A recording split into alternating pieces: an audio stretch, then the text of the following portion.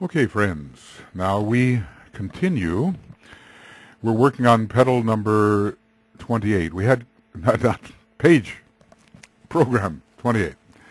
We had quite a long program number 27 dedicated to petal number 7, and I tried to work out in my mind some ambiguities about when the rod of initiation really was applied.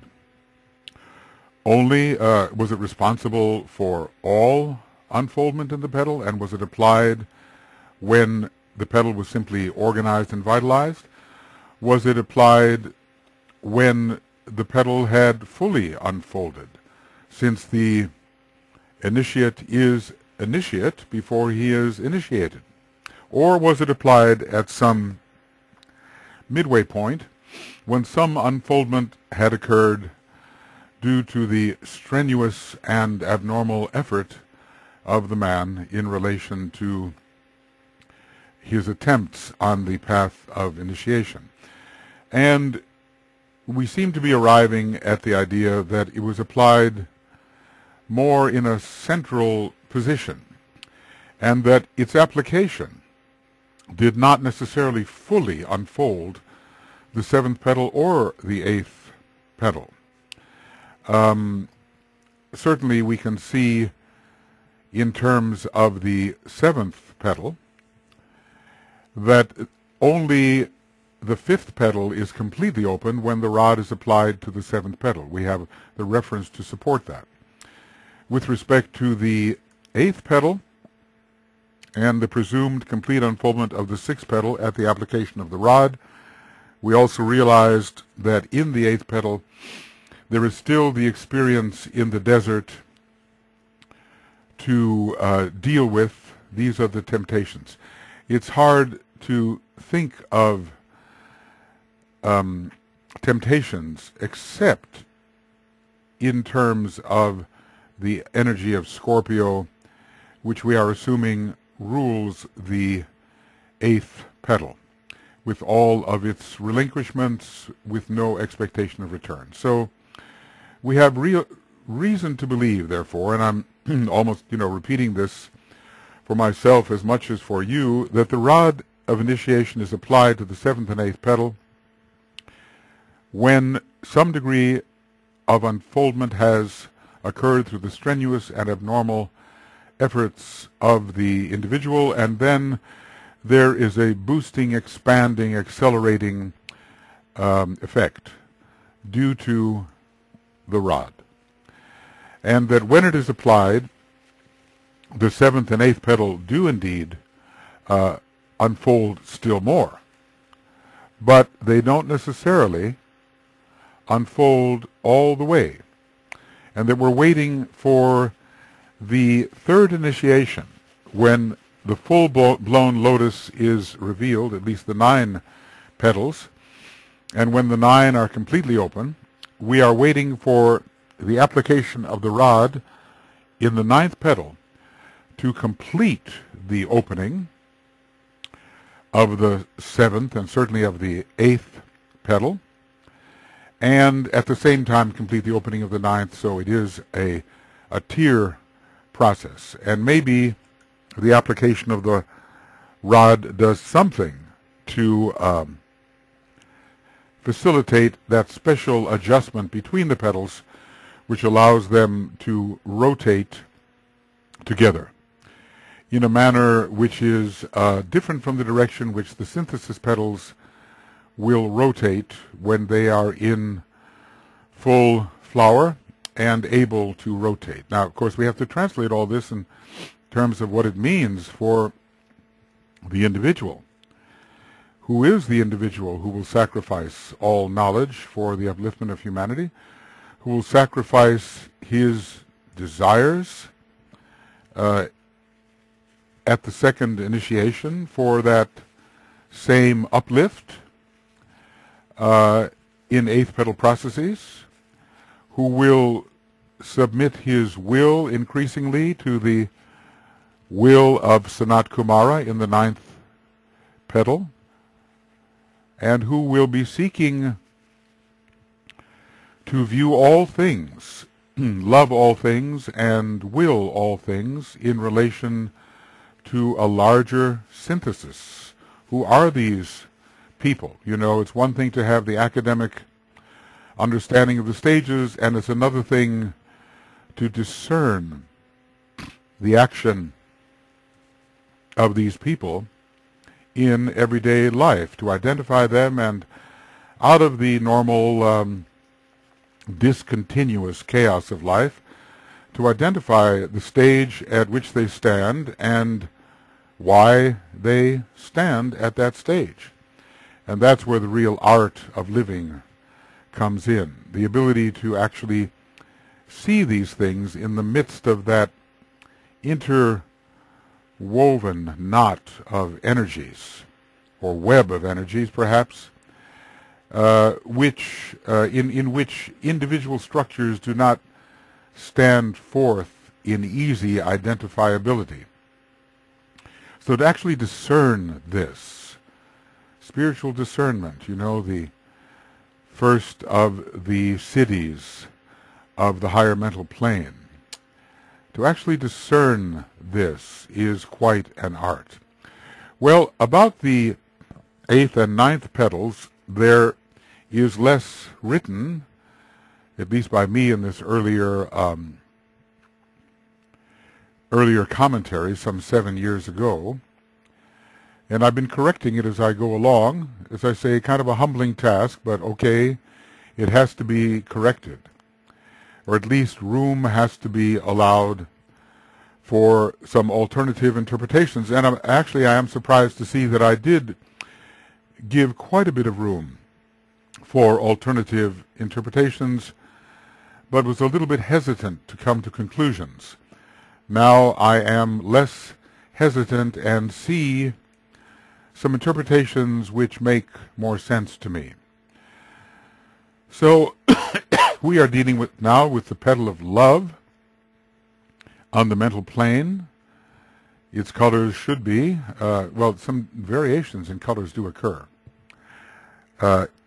5 colors are found, and the yellow is always there, the orange from the knowledge tier is always there, the rose from the love tier is always there, but we have a violet that is brought in uncharacteristically. The blue is found in love petals, and the blue is sort of a midway color suggesting both the 2nd and the 6th ray.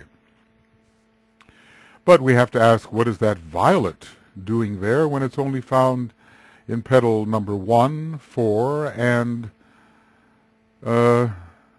7, which are the inaugural petals of each tier?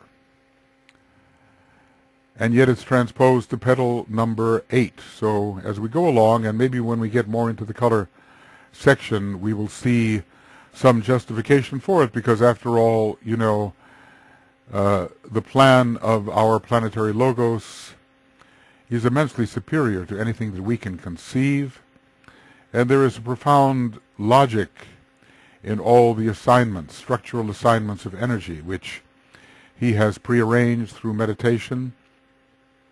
So there has to be some value here, and it crosses my mind that the exaltation of Uranus in Scorpio, which is the sign assigned to that petal, would bring in the violet and the 7th ray, and the defeat of the moon, which is also ruled by violet, would bring in, would be appropriate in this petal, because the astral body, the desires of the astral body die away. There is the death of the desire nature, as it is called, and I think the color violet can participate in that death, in burying it, so to speak.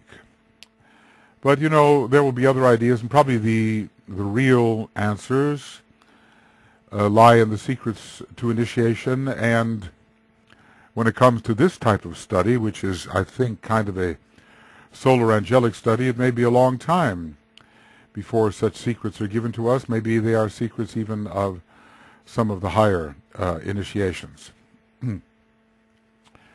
All right, let's go on. These are somewhat shorter segments coming up, but there's no telling with the tendency to elaborate and dilate what might happen.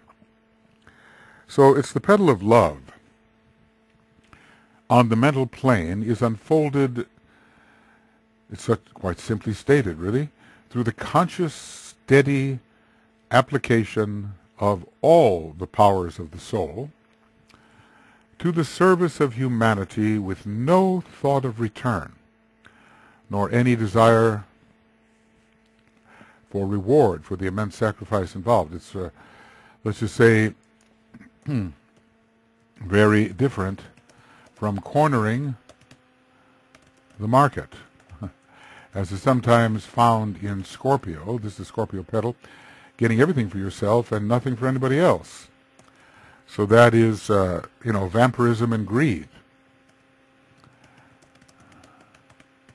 And so entirely different than that. And powers. Let's just say Scorpio, associated with this petal, is a power sign. And powers are accumulated under Scorpio. We sometimes think of it as, in conventional astrology, as the finances or money of other people. Well, that's power. And how that comes to you, it's not just other people, it's the powers that exist out there, not your own necessarily in the individual sense, but they come to you. So this is a power petal. Scorpio is an immensely powerful sign, and also the sign opposite it, which is Taurus, can be connected with this petal, as I've discussed, in terms of illumination. Remember, at the second initiation, we need spiritual intelligence and mental illumination. So it is a petal of light eventually. Spiritual intelligence and mental illumination are both the result of eighth petal processes. Excuse me, I've been talking for a while here, but time is such that one must use it when it is available. So this is the eighth petal, and it's the second petal of the sacrifice tier, thus, associated with love. It's such a convenient way of organizing many things having to do with the history and process of human development. The level of sacrifice is intensified compared to that which exists in the seventh petal process, where, what I could say, knowledge was there sacrificed, but here the sacrifice is greater. It is of what one desires. So the desire nature is offered on the altar, and the desires must change and no longer be personal. Easy to talk about, and one of the hardest things to do. We note the steadiness required. Is that the word? Steady application. And we think of Taurus in that respect too. And once some of the obvious liabilities were overcome, this kind of steady intensity of application. So the zodiacal energy of Scorpio is suggested by the steadiness of the application of the powers of the soul. And this steadiness also suggests the influence of the planetary potencies of Vulcan, which has that tendency to continue doing what it's doing unless interrupted, and Saturn as well. Inertia is not only the tendency towards non-movement. It's the tendency of that which is in movement to continue the kind of movement that it is displaying. So Vulcan is about the will of the soul, and so is Saturn. Both of these are about the will of the... Oh, it's the world of the soul. Well, let's call it will of the soul. They are enforcers. And here, I'll make this a little better. Here, the higher nature is enforcing. And the man is cooperating with it. It's not any blind acquiescence. Acquiescence.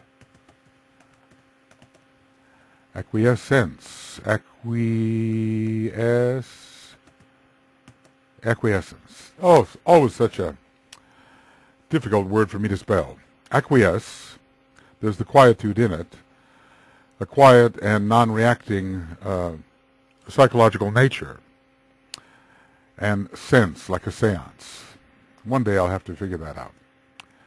So it would seem by the time this second petal is unfolded, or let's be careful here, I want to say not so much unfolded, but is really unfolding, a considerable degree of selflessness is achieved, and the demands of the lower ego have been greatly reduced in significance. That is Mars, of course. The lower ego, in a sense, is Mars, which is also the ruler of this petal. But Neptune is coming in strongly and giving selflessness, and Uranus is giving the sense of the archetype, against the glory of which it's hard to uphold your own personal prerogatives. For there is no thought of return, no thought even, nor any desire for reward for the immense sacrifice involved. This is really, sacrificed here in earnest here. So the ST in earnest with scorpionic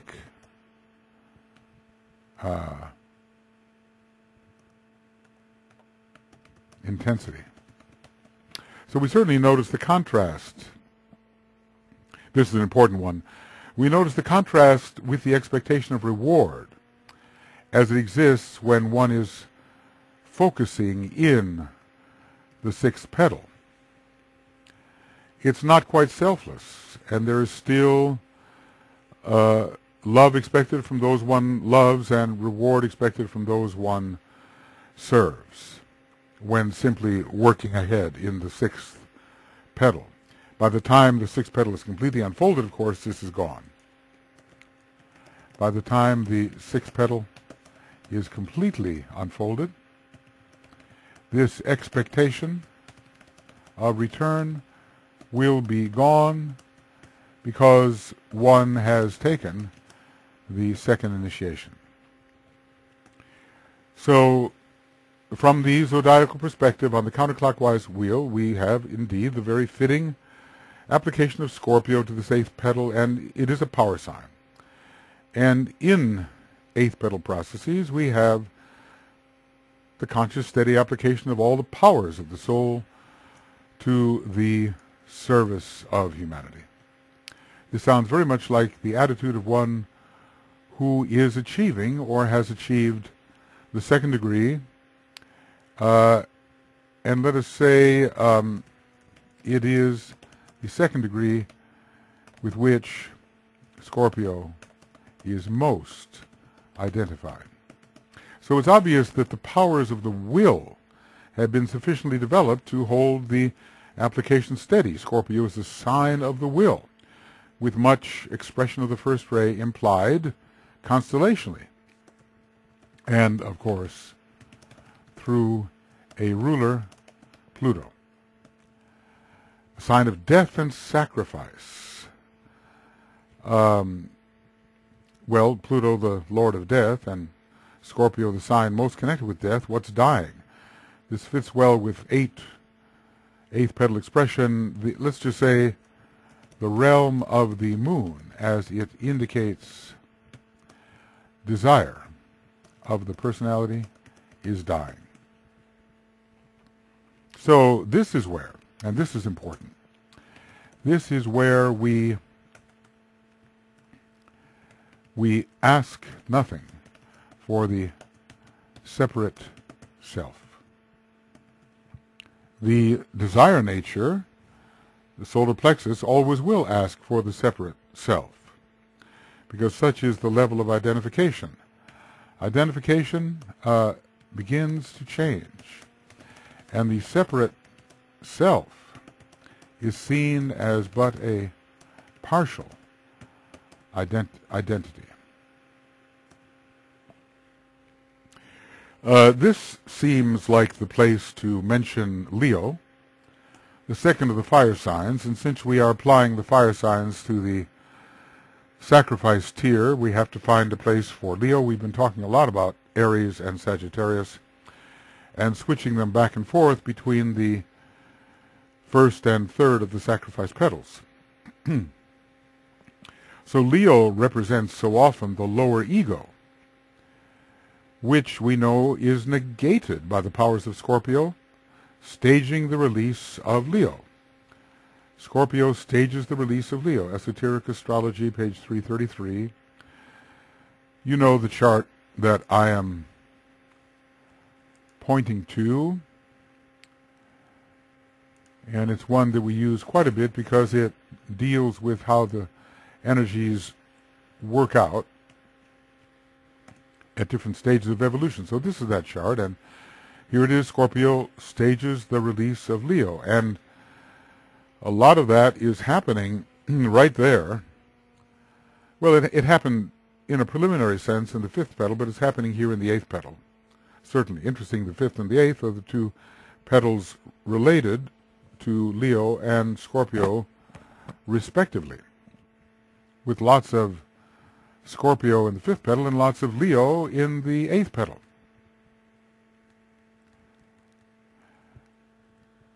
So Leo also is representing the heart of the sun, which promotes love and selflessness in the astral body, which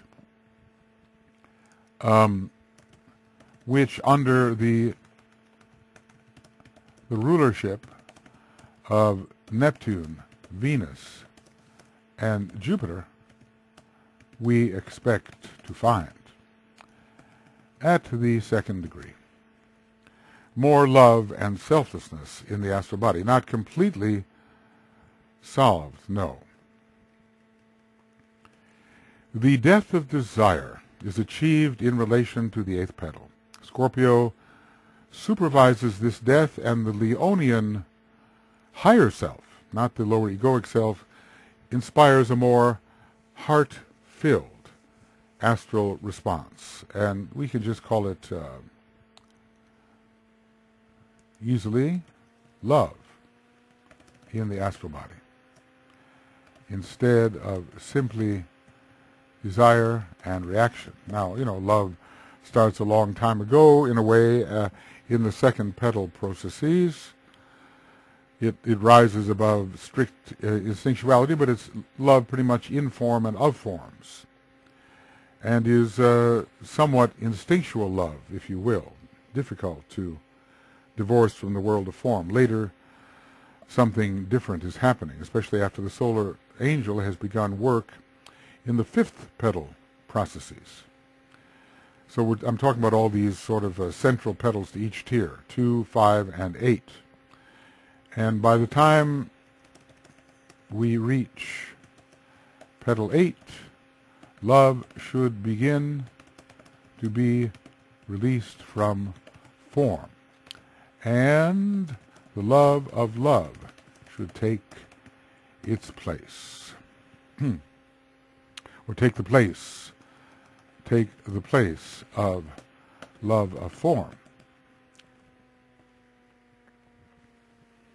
Okay. Using the clockwise wheel and beginning with Aries, the eighth petal will be assigned to Virgo. That's so interesting. Contributing to the development of selflessness and the emergence of the energy of love wisdom, which rule Virgo so much. And you know, we've noticed we have noticed the relationship between petal 8 and petal 6.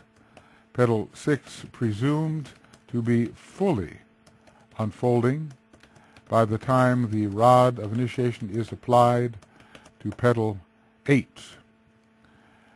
But just as the application of the rod of initiation to petal 7 did not mean the full opening of petal 7, because, you know, it's the full opening of petal 5, rather. So, by parallel assumption, we can think that the full opening of petal 8 is not applied, is not achieved with the application of the rod of initiation at the second degree. Excuse me. Using the clockwise wheel and beginning with Pisces, which, you know, we are justified in doing. If you really study esoteric astrology, you'll see DK doing this all the time as he counts different signs in different houses with a kind of approach in different directions. Aries Pisces is one sign, really. Maybe it was in the beginning, I don't know. It certainly will be at the end. Alpha and Omega will meet, and the serpent will swallow its own tail.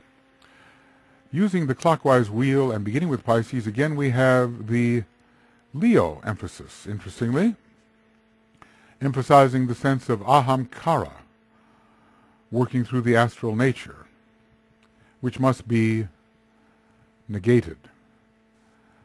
My feeling of who I am as a separate being must be negated. My feeling of who I am as a separate, sensitive being must be negated by higher identification and adherence to the plan.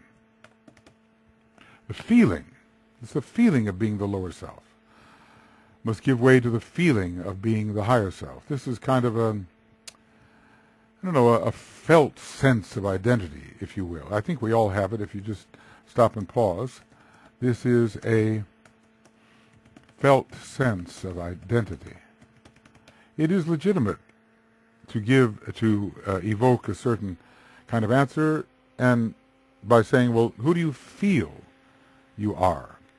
You can say, who do you think you are, and it will evoke a different process altogether, but who do you feel?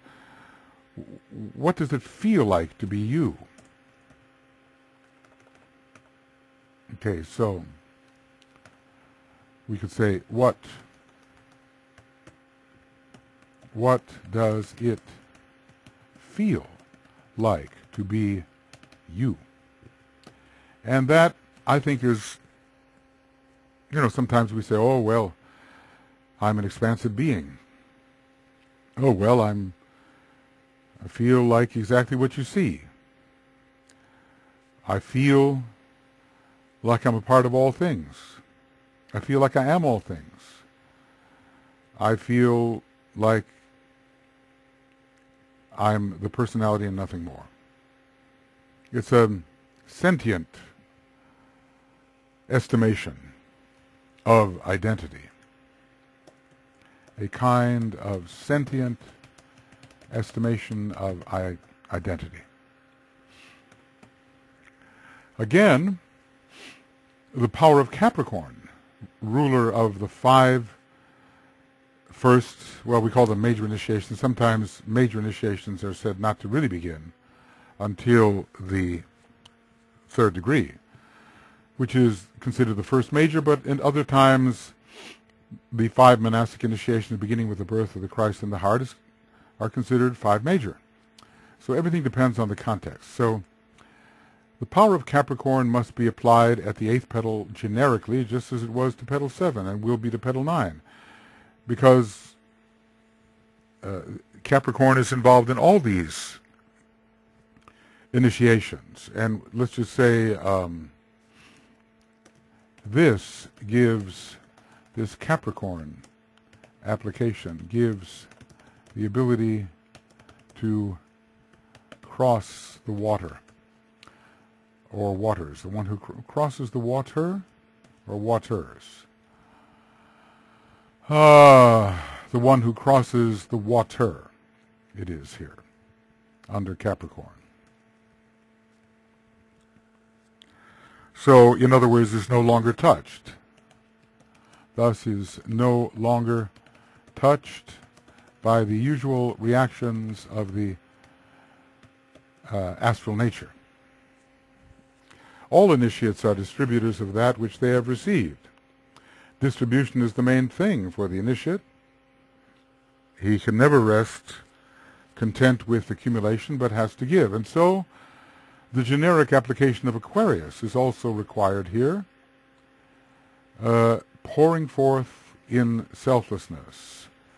And Aquarius can be one of the most selfless signs. It doesn't mean there are not selfish Aquarians. One just has to look at the present politics of America, and all kinds of selfish Aquarians have been put in positions of power, or are in positions of power, or seeking positions of power.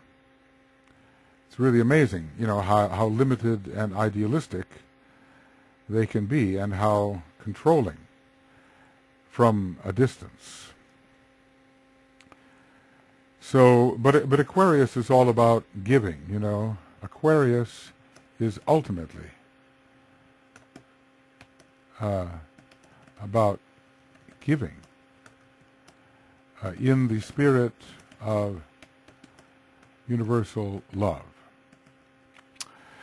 The following is important in relation to Leo and Aquarius and the 8th petal. Leo Aquarius, so this is where DK is discussing the interaction of the pairs of opposites. Personality interests as an expression of the individual, that's Leo, are submerged in the good of the whole, that's Aquarius. Selfish individual man, that's Leo, becomes the world's server. We don't mean to say that everything Leo is lower and everything Aquarius is higher. It can be exactly the opposite, depending on the stage of evolution. Heights of noted service are then reached in both signs, with Leo setting the example and Aquarius being the universal man. Esoteric Astrology 339. So, since Leo is so important at this petal, coming in by the way we assign the fire triplicity, and coming in by moving backwards, or let's call it clockwise, through the signs, starting with Pisces at the first petal, then the opposite sign, Aquarius, must be very important. Well, whenever we get into the area of initiation, Aquarius is important. It certainly is active at the 2nd degree, where there's a lot of cleansing of the glamour. It's active at the 3rd degree, DK simply says so. It's active at the 4th degree, where the heart and universal love begin to take over, and it's one of the signs in which you can take the 5th degree.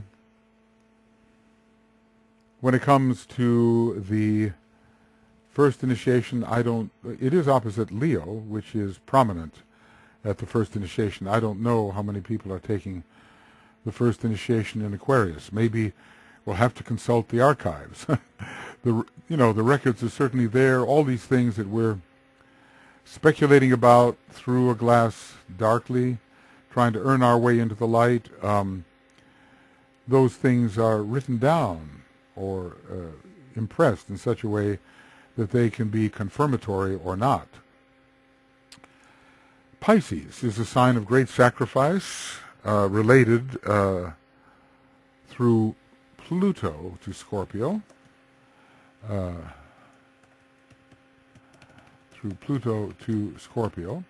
And given the descriptions attached to the 8th and 9th petals, the application of,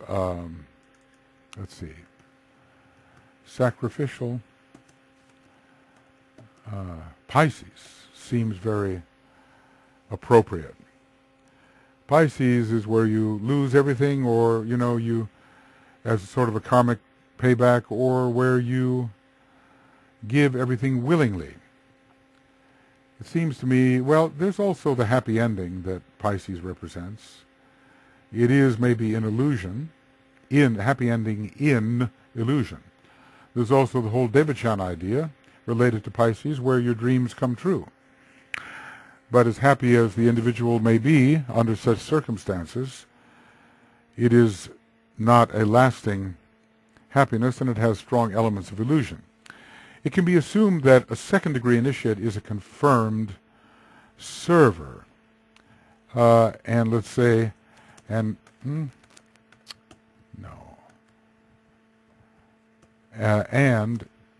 can be a real member of the new group of world servers. So having passed through a great purification, it's not over yet, the temptations in the desert are there. Having passed through a great purification, there's little in the way to stop the outflow of serving energy. Usually through glamour, illusion, and Maya, we manage to short-circuit the serving energy of the soul. So Aquarius and Leo represent this great outpouring from the heart of the sun, and both of these signs can reasonably be associated with the second initiation and its connection with the heart of the sun.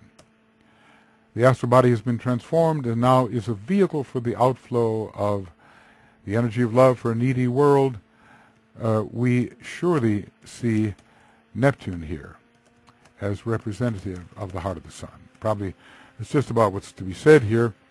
From the planetary perspective, Neptune, associated with self-abnegation, the astral plane and the sixth ray will play an important role. This is the petal implicated in the process of the second initiation, for which Neptune is a planet of considerable influence. Neptune at this stage is a sixth ray planet, and the second initiation is ruled generically by the sixth ray. The sacrificial nature of the eighth petal processes calls forth the sacrificial nature of Neptune. And yes, the heart of the sun must be mentioned, because the astral body becomes responsive to such energies at the second initiation. I see include everything, but when you're trying to be inclusive, you can't necessarily gather all things together to the point. On a good day, you can get most of them. But sometimes you have to write regardless of whether it's a good day or a bad day. You just have to write. So I'm remembering one of my music composition teachers told me about Beethoven's Battle Symphony. And he said, we all have our bleak Monday mornings. As if to say, I have to get started again. I'm not inspired. I just have to do it. And in his opinion, at least, Beethoven's Battle Symphony belonged to such a Monday morning. Must work. Bach had a lot of must work too. Every week, I guess he had to crank out a new cantata. Get it copied in all the different parts, all of his student copyists and all the rest of it. How did he do it? Well, I think that the history of coffee is much involved in the creative process in the Western world. I've told you that Bach wrote a humorous cantata called the Coffee Cantata. And in this particular cantata, A man with a lot of children had a daughter who was just drinking coffee. And she would sing this lyrical aria about how sweet coffee tastes. and the poor man, he was, probably a burgher-like fellow, and doesn't a man have 1,000 troubles with his children, is one of the base arias from that cantata. How'd I get on that? Anyway, I don't want to retrace my steps. Jupiter is also active at the second degree and reflects the heart and the heart of the sun. A lovingly expansive expression of emotion is to be expected once the usual Martian kind of difficulties are overcome. And I suppose especially after the okay, I'm going to use a new abbreviation. Seems important. Oh, no, I'm just going to do it this way. Okay, let's see if I have that correctly.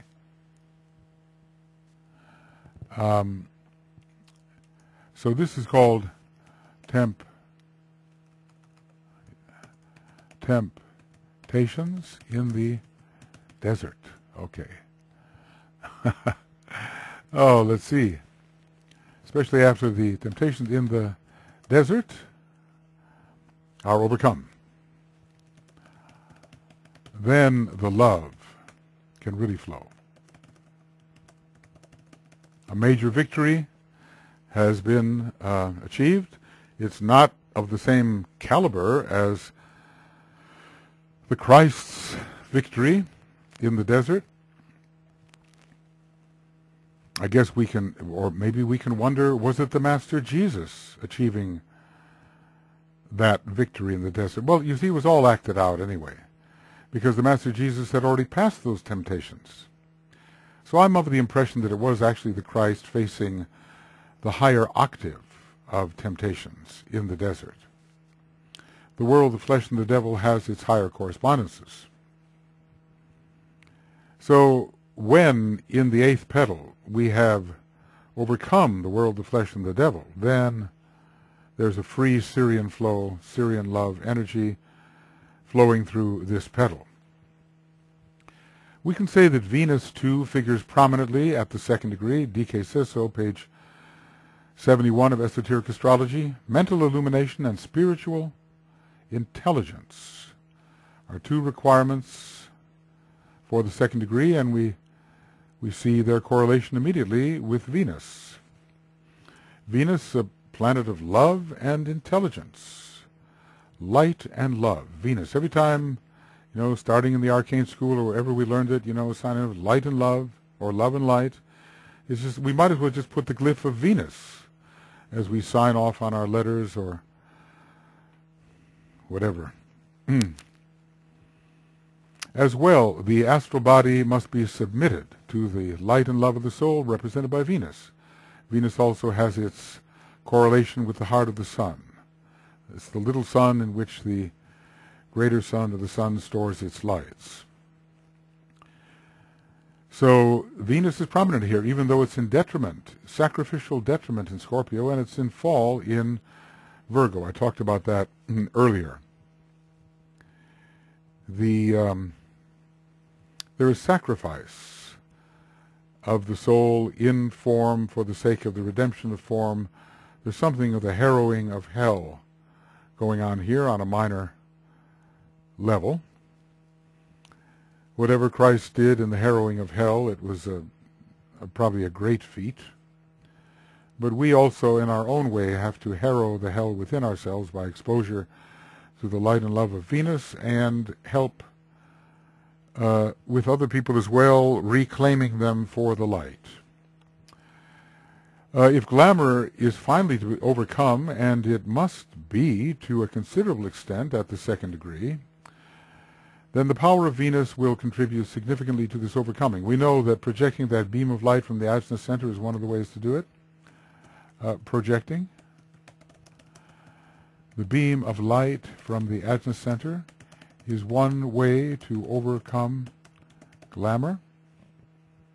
An initiation is given on this, but the ajna center is ruled by Venus, which is a fifth ray planet. So here the ability to spot and zap that glamour, put it under the magnifying glass, to direct a beam of fifth ray, second ray light into it is perfected. We can see the glamours, and we can illumine them and dissipate them. Illuminate them, I mean, bring them to light.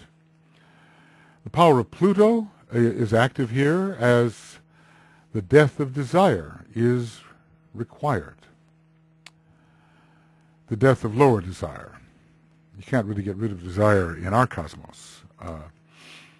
Lower desire. It's a question of, Master Morya says, co-measuring one's desires. But desire is the process of reconstitution, recoherence of the scattered aspects. So the desire is the urge to wholeness, ultimately. But the lower desire attracts us to those things which will bring separation instead, and those are the kinds of desires that the Buddha wanted us to be rid of in the Four Noble Truths, in which desire for the phenomenal world was the cause of pain. We cannot desire phenomena and hope to be redeemed or restored to our essential nature. So the power of Pluto is active here, as the death of lower desire is required, and we will find a considerable cutting from attachment to lesser things in preparation for the powerful and sustained outpouring of service. These are like leaks, energy leaks. If we have attachment, I'll put it here, if we have attachment to lesser things, our energies are leaked off into those things, and we are not strong. This is, attachment drains energy which could be used in true service for the divine plan. I think we all know that to be the case. We have to be in a way attached to the soul of another and even identified as the soul of another, but not attached to the form of another. And that's a keen discrimination, which all of us as disciples in training have to master to a reasonable extent until we master it entirely. As previously stated, willful steadfastness is in the application of all the powers of the soul suggests the presence of Vulcan, a planet of willfulness, a planet of repetitive, steady rhythm. So, Vulcan,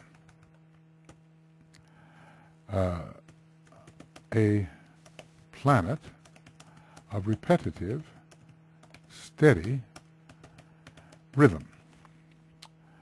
Mercury acts powerfully in relation to Scorpio to achieve mental polarization and the control of the astral nature, and also intuitive response is going to open up through Mercury in relation to Scorpio, rendering the astral vehicle responsive to the powers of Buddhi.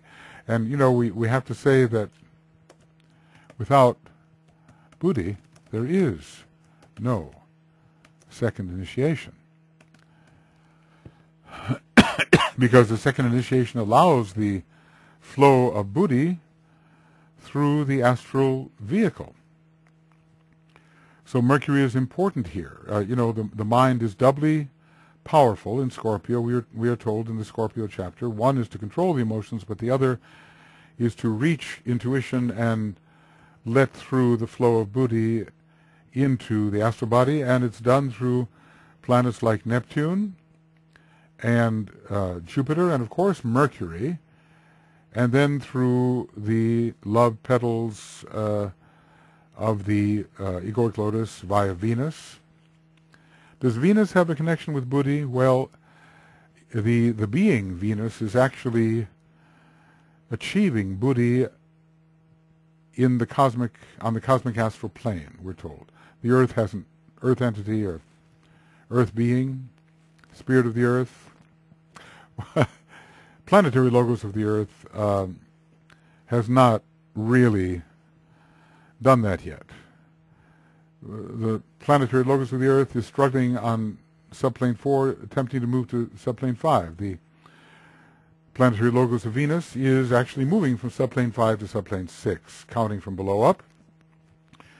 So Venus itself as a planet has relation to Buddha. Usually it's considered related to the higher mental plane, but by its second and sixth rays it has relation to Buddhi. Its fifth ray relates it to the higher mental plane. It's kind of a bridge, in a way, between Buddhi and Manas, and so is Mercury in another way.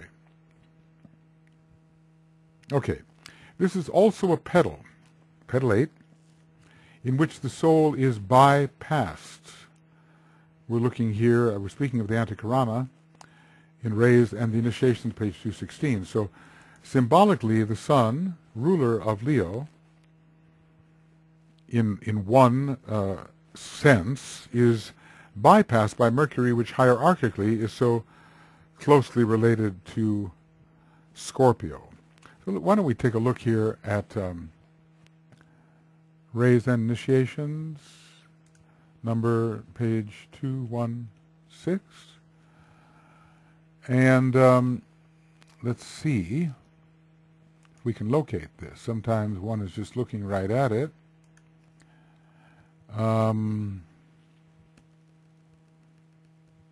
Okay, that's page 217. All right.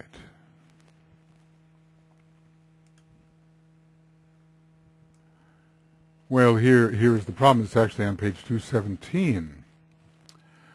This is the petal in which the soul is bypassed. Now, there's a higher sun awaiting the entrance of Mercury, but we're talking about the Ahamkarak sun and the sun which is the symbolic ruler of the egoic lotus. And it says here, monad, soul, and personality is resolved into duality, and monad, reflected in the triad, can now work upon the lower planes, between the medium of a definitely created personality or point of tension in the three worlds. It sounds like a Maya Varupa. It is to this that the rule applies. It's Rule 11, related to the fourth degree, when studied in terms of the individual initiate, whilst the life in which the soul is bypassed and its ring pasnad is destroyed is of such profound difficulty that it is called the life of crucifixion or renunciation. I doubt that any of the people thinking they are passing through that, at least among my acquaintances, are passing through it. It's more likely the lower reflection that pertains to the period around the second degree. So that's what we're talking about here. The soul is bypassed, but not in the highest sense, I have to say, because that would mean the fourth degree and the causal body would be on the verge of disappearance. So, but not in the highest sense. So, nevertheless, some degree of impersonality can be achieved with this lower level bypass.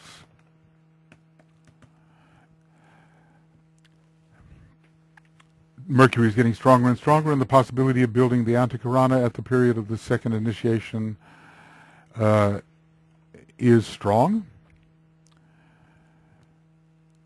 I think we have to be approaching the second degree before it's really possible to bridge our way into the spiritual triad.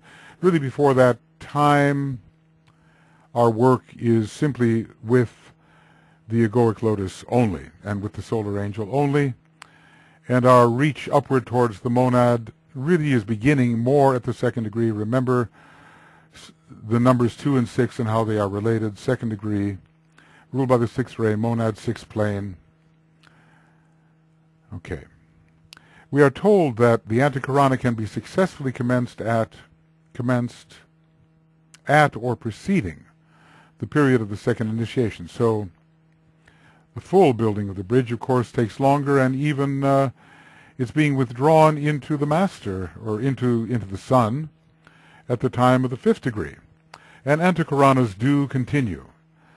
There are planetary antikaranas, there are solar systemic antikaranas, and on until the antikarana ends in the one and only universal logos, itself a temporary being, but the antikarana is the means of withdrawing all emanations back into the originating source.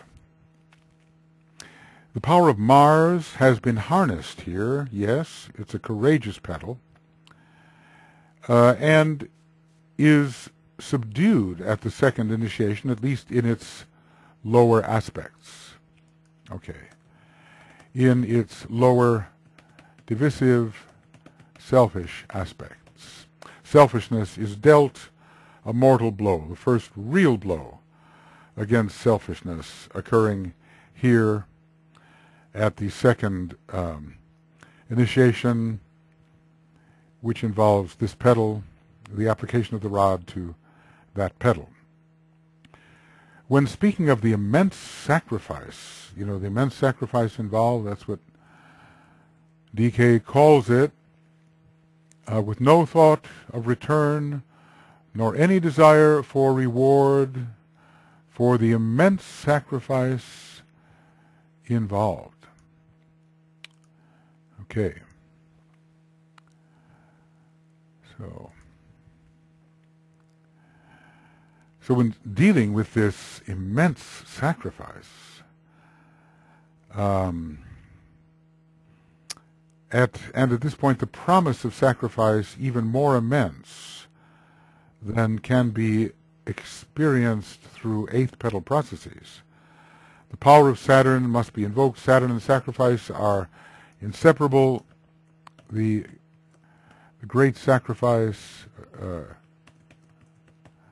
who is Sanat Kumara, is Saturnian in one of his major aspects. He stands at his post and does not leave that ring past not until the last weary pilgrim. So Sanat Kumara is so Saturnian, to do your duty, so Saturnian to do your duty and stand at your post no matter what. So interestingly, the power of the Lord of the world is invoked following the second initiation. That and the power of identification and the power of will, all following the second initiation. And the Lord of the world is symbolically Uranus, the Hierophant. And this is one of the references. Eventually, after the second initiation, the Lord of the world comes in as a factor, the Lord of world power. World power? Expressing itself, fully expressing itself in love. Is it worldly power? 870 and 71. Let's go there and see if we can find it. Okay, 871.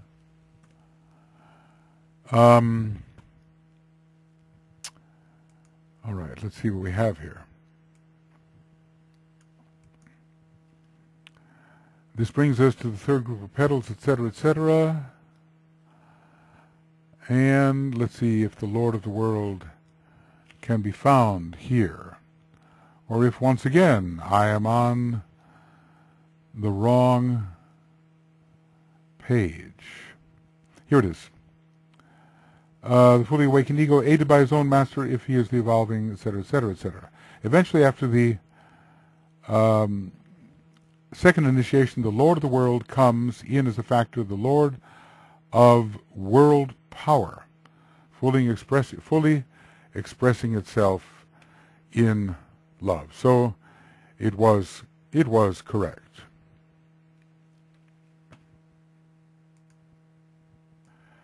I also want to mention another quotation here which is very important. After the second degree, we see Sanat Kumara comes in as a factor. The will come in as a factor. It had to be cultivated at the second degree, even more so at the midway point between, and it is necessary as the monad comes into focus at the third degree. But listen to this. The greatest problem facing aspirants and disciples prior to the third initiation is that of comprehending the nature of identification. So this is following the second degree. This concerns in the first instance the relation of the self to the self with a capital S, and of all selves to the inclusive self.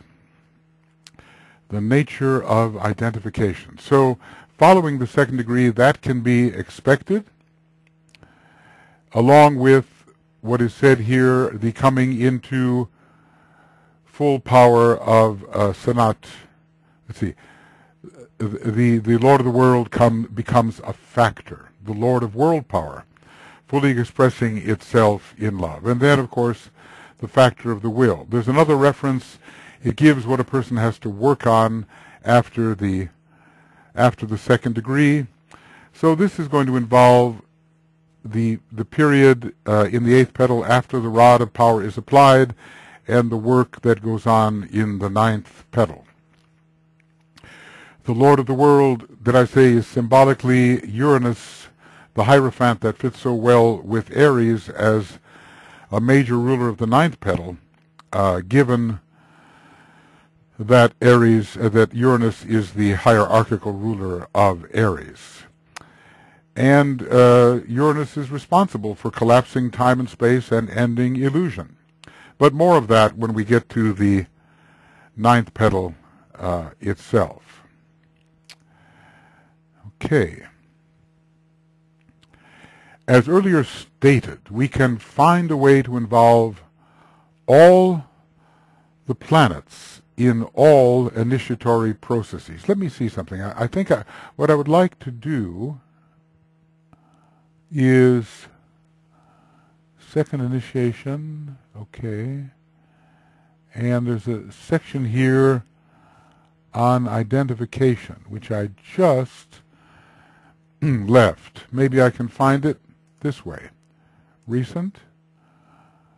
Yes, I can. And I'm going to interpolate it here because I think it's important. All right, there we go. All right, so all the planets can be involved in all initiatory processes, but as we ascend towards more synthetic states involving the later and the higher petals, it is much easier to see, I think, the place for all the planets, because synthesis is being approached and one or two things are not being emphasized only. All right, now from a ray perspective, the first ray is entering through powerful and steady application of all powers of the soul and service. That is the first ray. So connected with Scorpio, of course. The first ray also contributes to the necessary self-abnegation to willingly relinquish so much, yet ask for nothing in return. It is, after all, a major ray of sacrifice. The great first ray Lord, Sanat Kumara, is called the Great Sacrifice. He is a projection, an emanation of the solar logo, planetary logos, our planetary logos, whose monadic ray is the first, whose soul ray is the second. So, in that sense, it's probably not right to think of Sanat Kumara as having rays different from the planetary logos, although he could be considered a kind of an emanation along a particular ray line. Anyway, his source is rays 1, 2, and 3. We can see how this eighth petal approach is in contrast to the description of the approach for the sixth petal, in which, the process of return is still desirable. I sacrifice something, I get something. I sacrifice so that I can get. Some work within the sign Scorpio is that way in the earlier days, but by the time we reach this petal and the second initiation, we are really giving for the sake of the plan and not for anything that this tiny emanation of the monad might receive in return. The second ray continues to grow as the ego, capital E, embodying the second principle generically, becomes ever more powerful in the personality's life. The solar angel is gaining real power here. Whoop. That's not what I want, is it? I want this. All right. Let's do that. So, the power, increasing power for the solar angel, as we traverse through the Petals of Sacrifice. SC. Okay. Well, sac petals. The third and the fifth rays are involved in the establishment of mental illumination and spiritual intelligence. There's not so much third ray connected with Scorpio.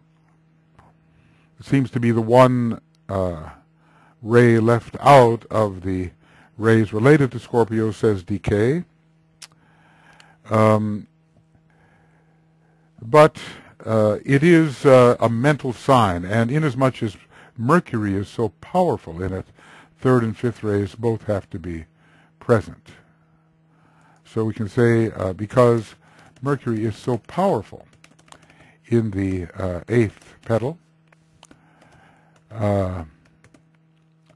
we will find third and fifth rays related to it. Third and fifth rays related to the eighth petal. Yes, and especially it's powerful in the dispelling of glamour through the fifth ray. And through the rulership of Pluto, there is some third ray involved as well. Pluto has a very cerebral quality as well, and is related to both third and fifth rays. Research, intrigue. I think you can understand how these relate to Pluto. The fourth ray represents the disciple's contest within himself, as an increasingly sacrificial attitude is required and the higher of the pair of opposites must prevail, and obviously the fourth ray comes in most powerfully through Scorpio. Comes in most powerfully through Scorpio. The sixth ray, it's simulation, and then it's maybe not simulation, but stimulation. And its harnessing or overcoming is definitely involved in the second initiation process. The sixth ray is expressed through Mars, orthodox and esoteric ruler of Scorpio. The esoteric ruler here for the big battle is very prominent and thus would be strongly represented in a petal strongly conditioned by Scorpio. There are plenty of battles. And as that work is continuing towards the second initiation, plenty of battles as with glamour.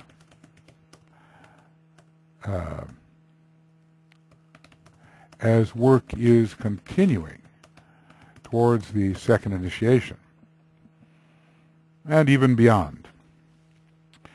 It takes a lot of courage. A lot of courage is required for the temptations in the desert.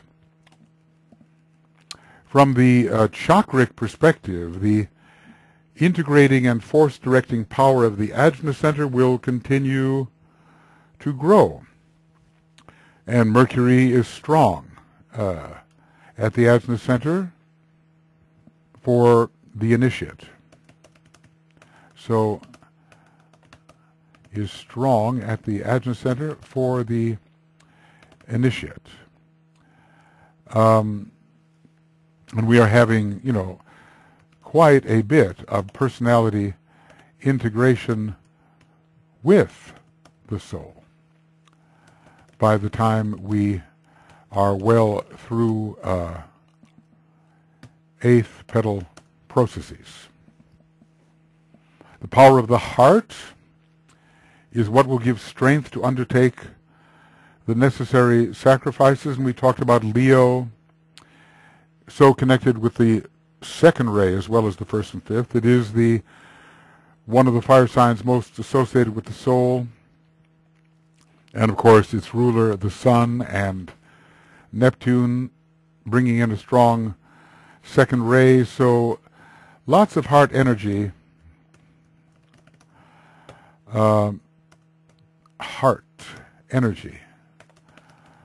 for the 8th petal.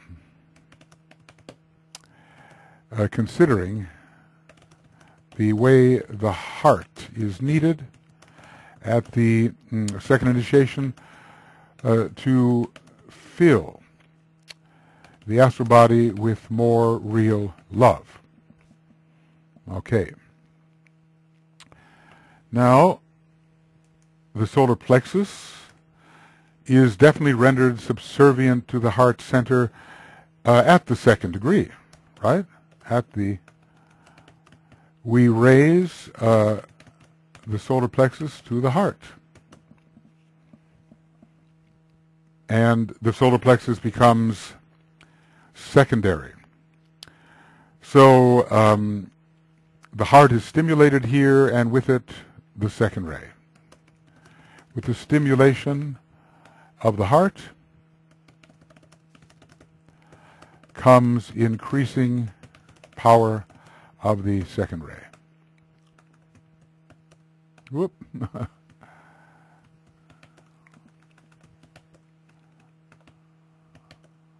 No. Abbreviations don't work. Okay. More than five of the 7 head centers, remember page 170 of Cosmic Fire, are awakening. Maybe 6 by the time we reach the second degree. And put this in. Maybe 6 head centers by the time we reach second degree. And perhaps the emphasis is on the 6th head center. Just as during the 9th petal process, the emphasis would be on the 7th. And at the first initiation, when the 5th kingdom of nature is entered, upon the 5th. So, is the 6th center, so let's say the 5th center is probably the,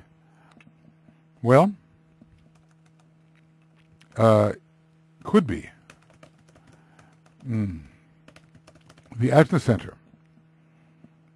as the 4 head centers and their synthesis. The alta major center is the 5th, and then the 7th such center. What would it be? there are a number of Vulcanian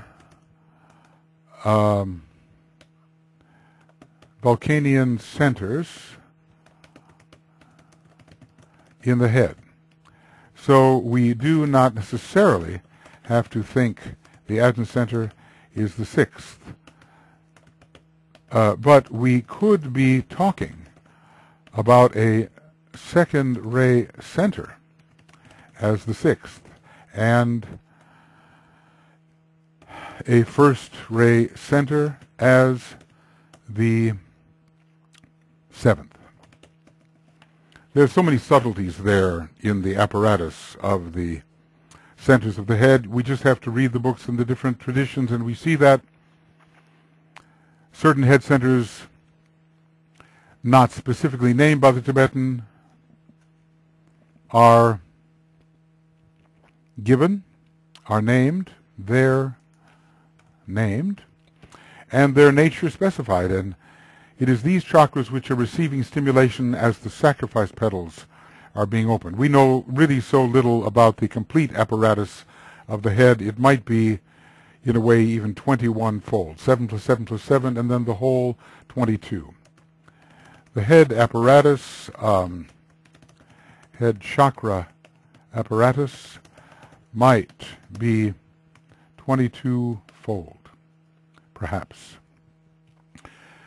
The crown center receiving occult power is definitely activated here, and also the heart in head, which is related to the heart of the sun, which is related to Neptune at this point. Neptune is taking over from Mars. See, it just depends on one's horoscope. We can understand all these things in a generic sense, but the horoscope will give us our particular entree into the kind of work that has to be done in connection with this petal. Maybe there's a whole range of work, and our horoscope only gives us entree into a few of those many possibilities. We have to leverage this and find out where we can gain the most power given the equipment that we have. As the integration of soul and personality continues, and let's just say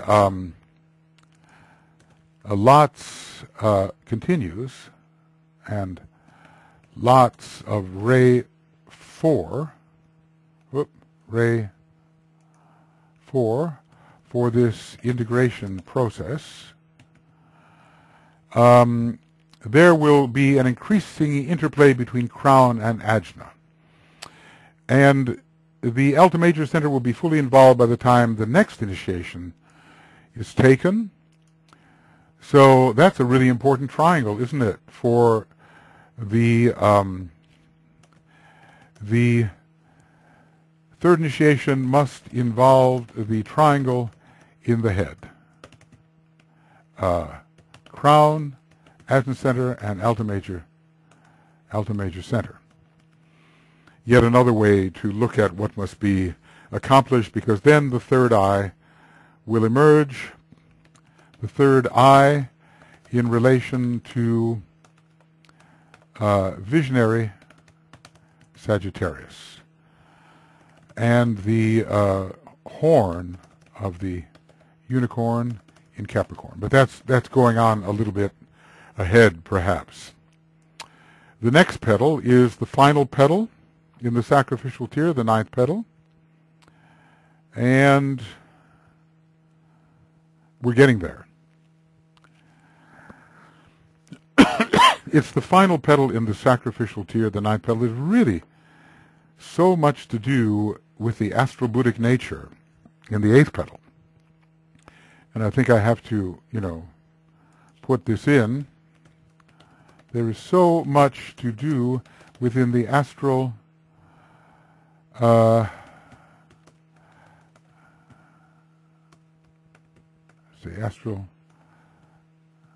astral-Buddhic nature. There's so much to do within the astral-Buddhic nature of the eighth petal that the ninth petal processes can seem almost easier by comparison. The principle holds that the second initiation is the one of greatest difficulty, given the understanding of the candidate. Okay. So we'll be moving into the ninth petal. It's full, or I called it penultimately full. Unfoldment will take us to the point of the third initiation. But I do, DK has really said that the ninefold lotus is full-blown. So perhaps it continues to unfold into some final or ultimate state in the period between the third or fourth degrees, but I think DK pretty well says it's full. This thought regarding the continuing unfoldment of a chakra after initiation is taken and should be pondered. Let's just say this process, this hypothetical process seems to occur in relation to petal 7 and petal 8, but maybe not for petal 9, though there are final rotary adjustments.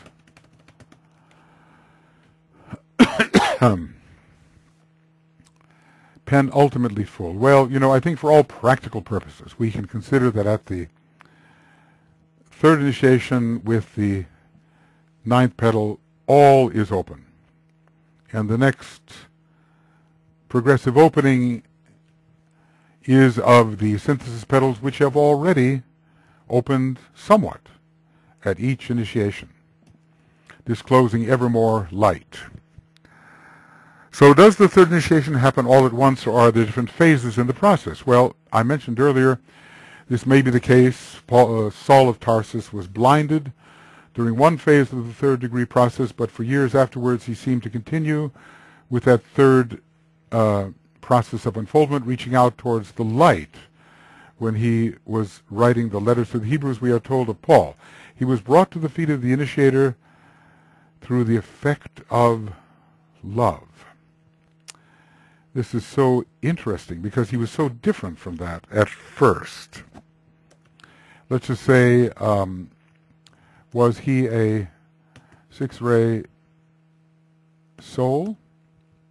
Six-ray soul turning into a second ray soul with ray 5 and ray 1 being monadic. I've speculated on his rays. We know his monadic rays are the fifth, and it's hinted also the first. You can have two monadic rays. So when he was blinded on the road to Damascus, he was not pushing forward on the basis of love, but more on the basis of fanatical idealism. He was involved in the second initiation. He was an initiate of the second degree, apparently. So his being brought to the feet of the initiator must have occurred after the blinding. So these considerations are of relevance when we consider whether one meets the one initiator before the ninth petal is completely unfolded or only afterwards. And what I had decided, and I'm reminding myself of this, and I think it's a good hypothesis, when the ninth petal is almost unfolded, the rod of initiation will complete the unfoldment, give the third degree, and evoke the complete unfoldment of petal 7, and petal 8, finishing their process of unfoldment. Okay, well, it seems, maybe a little easier to progress at this point, given the work we did on trying to straighten out when the rod of initiation is applied and whether the strenuous and abnormal efforts of the man have contributed to some unfoldment, which is then more or less completed by the rod of initiation, and certainly by the time the 9th petal is reached, completed by the rod of initiation. Therefore, the full-blown lotus can stand forth, and all 9 petals are blazingly open, fully. I think, it begins, this type of close study begins to stimulate the intuition, and one begins to see inwardly how these things may be.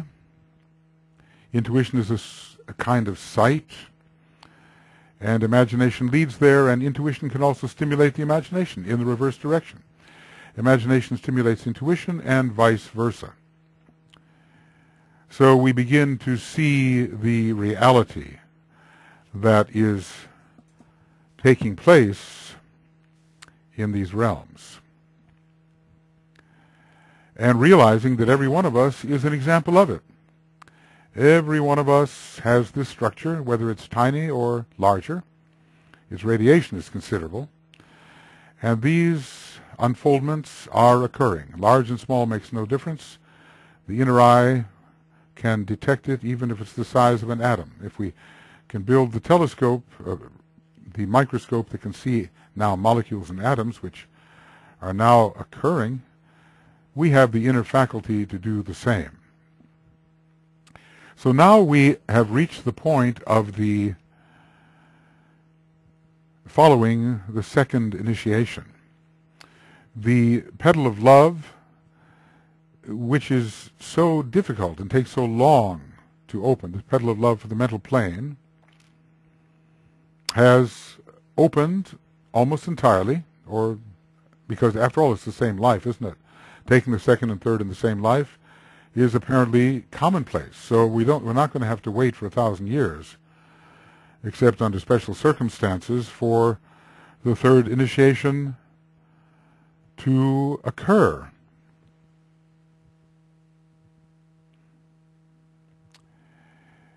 Rather, we're going to move ahead into the foremost sacrifice petal. The Petal of Sacrifice for the mental plane,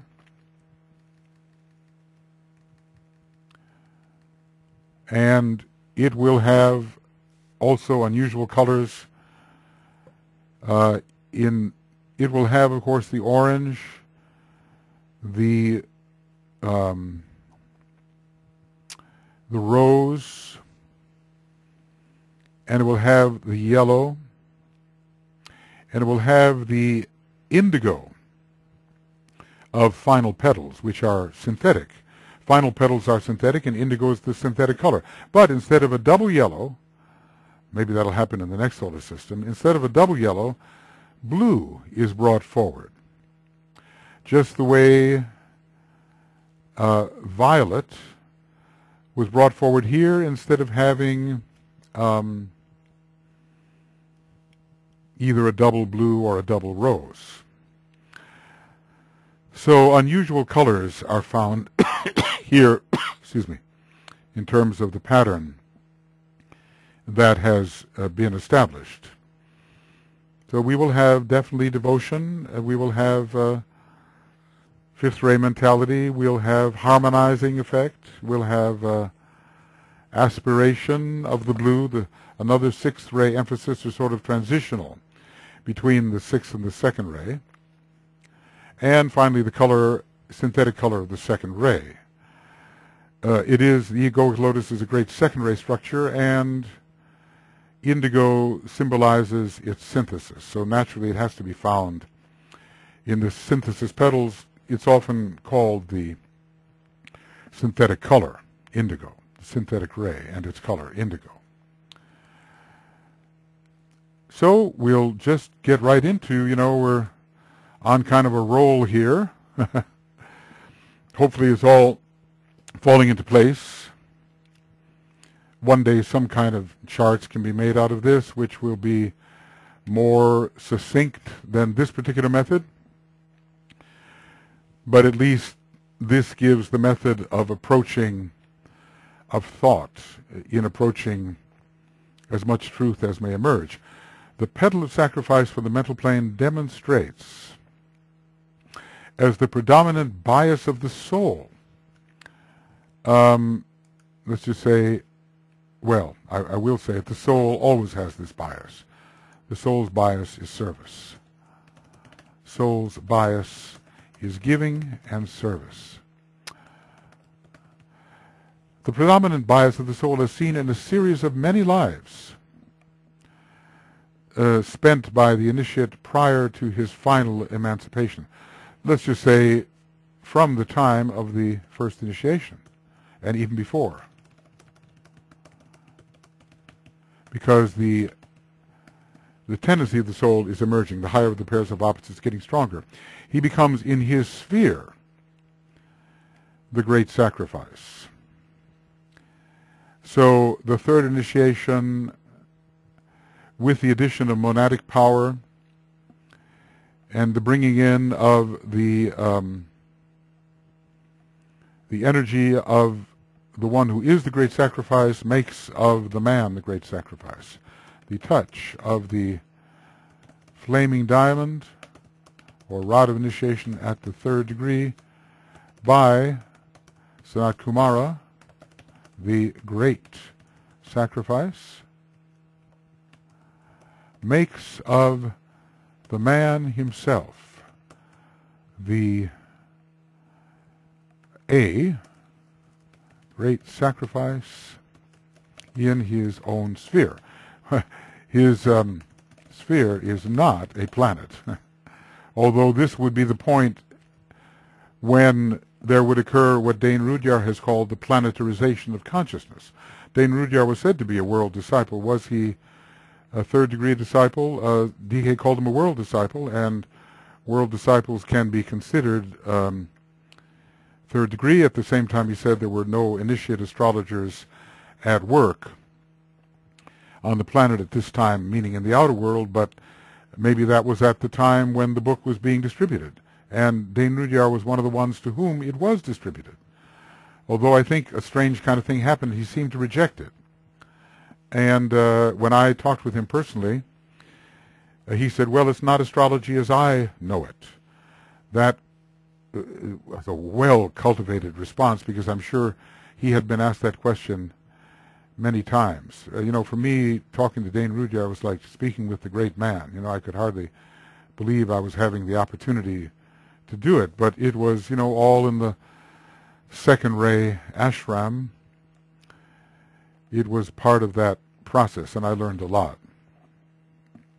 I've had, you know, interviews with Dane Rudhyar and also with Mark Edmund Jones, and these were the two prominent astrologers at the time that I was growing up astrologically. So I feel very privileged, and then getting to work with Charles Jane later, who in a quite different field, not so much psychological astrology, but more technical astrology, was one of the luminaries. So I feel very blessed for those encounters.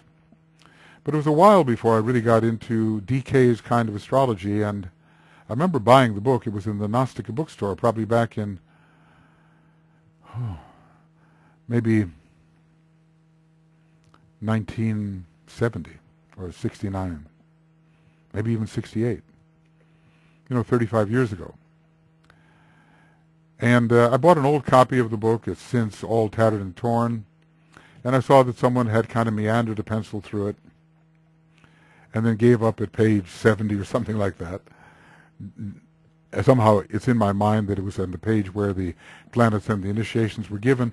It was so different from the ordinary kind of astrology that I know a lot of people couldn't tolerate it. And at first I kind of kept the book and would look at it, and then I really began a systematic reading of it, and then worked with it all these years. And finally, when I did this talking books video webinar books on esoteric astrology was my deepest penetration into that book. And, you know, getting through all 700 pages of it, almost 700 pages, it was a major task. But I'm very glad that I have done that. You know, it's hundreds of hours of listening,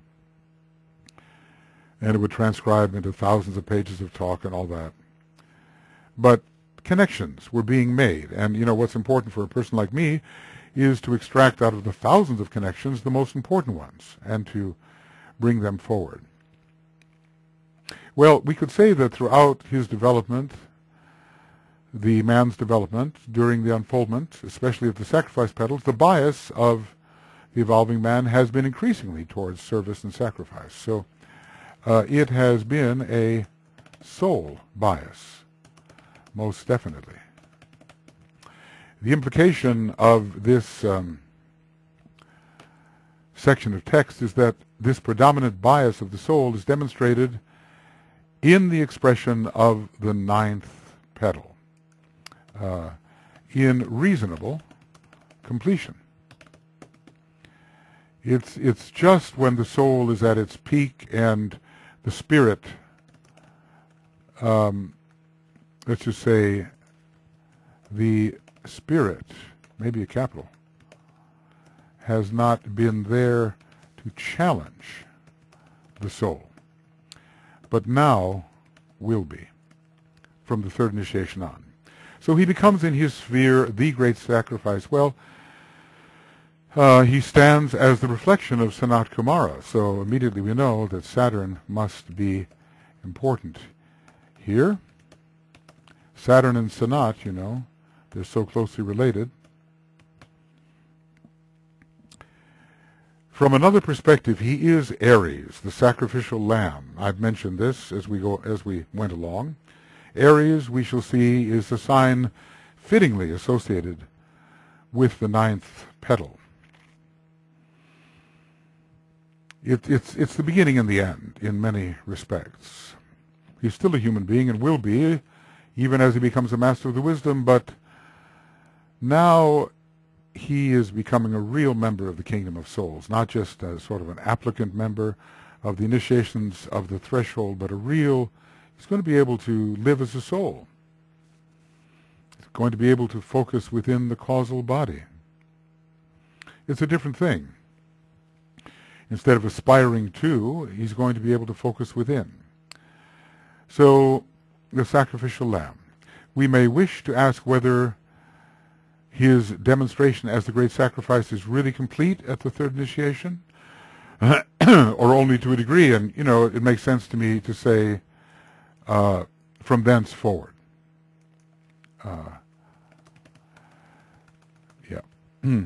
From thence forward. Because the sacrifice gets even deeper towards the fourth initiation. It would seem that in the processes following the third initiation, the sacrificial process would gain momentum and would culminate in the great renunciation for the sake of service, but it deepens and deepens, you know. It still continues to deepen all the way up. Our planetary logos made a tremendous sacrifice in ensouling or infusing or pervading all the many lives that needed the energy of an entering God. It's the something of an entering God. DK said he doesn't know how else to translate it, but in order to be lifted, they needed this entering God, and that was a great sacrifice. And Sanat Kumara, as an extension of the planetary logos, descended even deeper and in a more confined and focal manner. This stage can be seen objectively to the eye of the clairvoyant as a dual effect. The mental unit becomes a radiant point of light. Its four spirillae transmit force with intense rapidity. Somewhere we heard about the seven.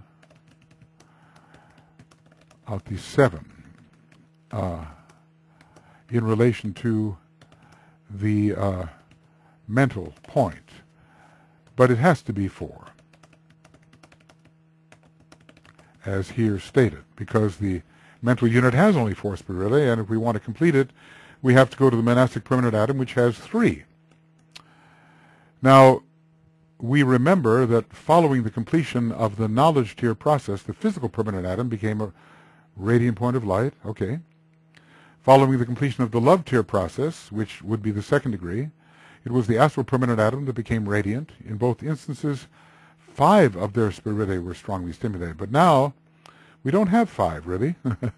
We have the 4 that the mental unit has, and mind is not completed without the monastic permanent atom. So now, following the completion of the sacrifice tier process, it is the mental unit with 4 spirillae that becomes a radiant point of light, and I suppose the antikarana results in the joining of the two in some way.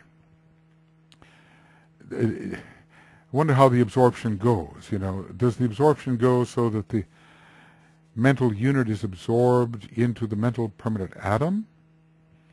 The astral permanent atom will certainly be absorbed into the Buddhic permanent atom, but is the physical permanent atom absorbed into the atmic permanent atom?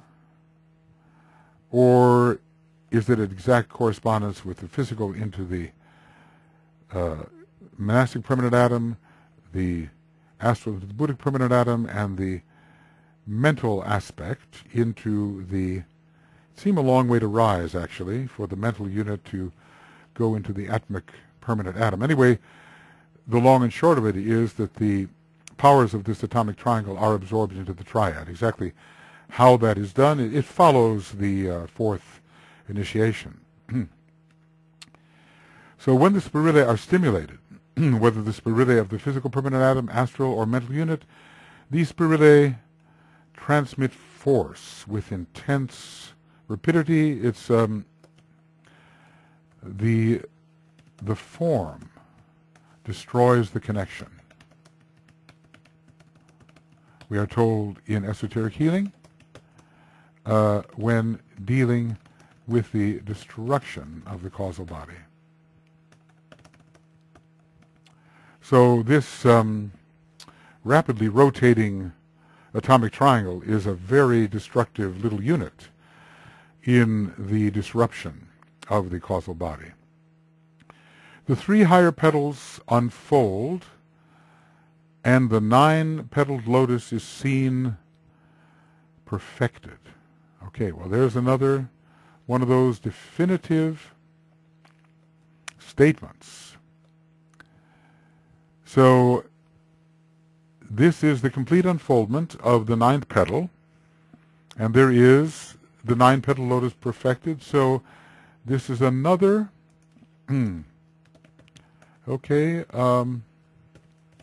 another statement showing the complete unfoldment of the 9th and all petals at the 3rd degree. So things move fast there at the end. The asymptotic curve approaches the vertical axis rapidly. So we have the perfecting of the 9-petal lotus, but not yet of the 12, though the inmost petals are said to be visible, either unfolding or revealed in bud form surrounding the central jewel, but it is said that they open. I'll have to look at that again. They open. So if we were to look here, and we were to look at the synthesis petals, and there are various things that are said here, how they unfold in relation to the crown, ajna, and heart center. When those centers are unfolded, the synthesis petals unfold, but it's something further. Arising, how they're revealed, synthesis petals come in, buddhi, and the synthesis petals. What I've managed to find is that I had listed these under the petals of synthesis instead of synthesis petals, so you see how that can take time, but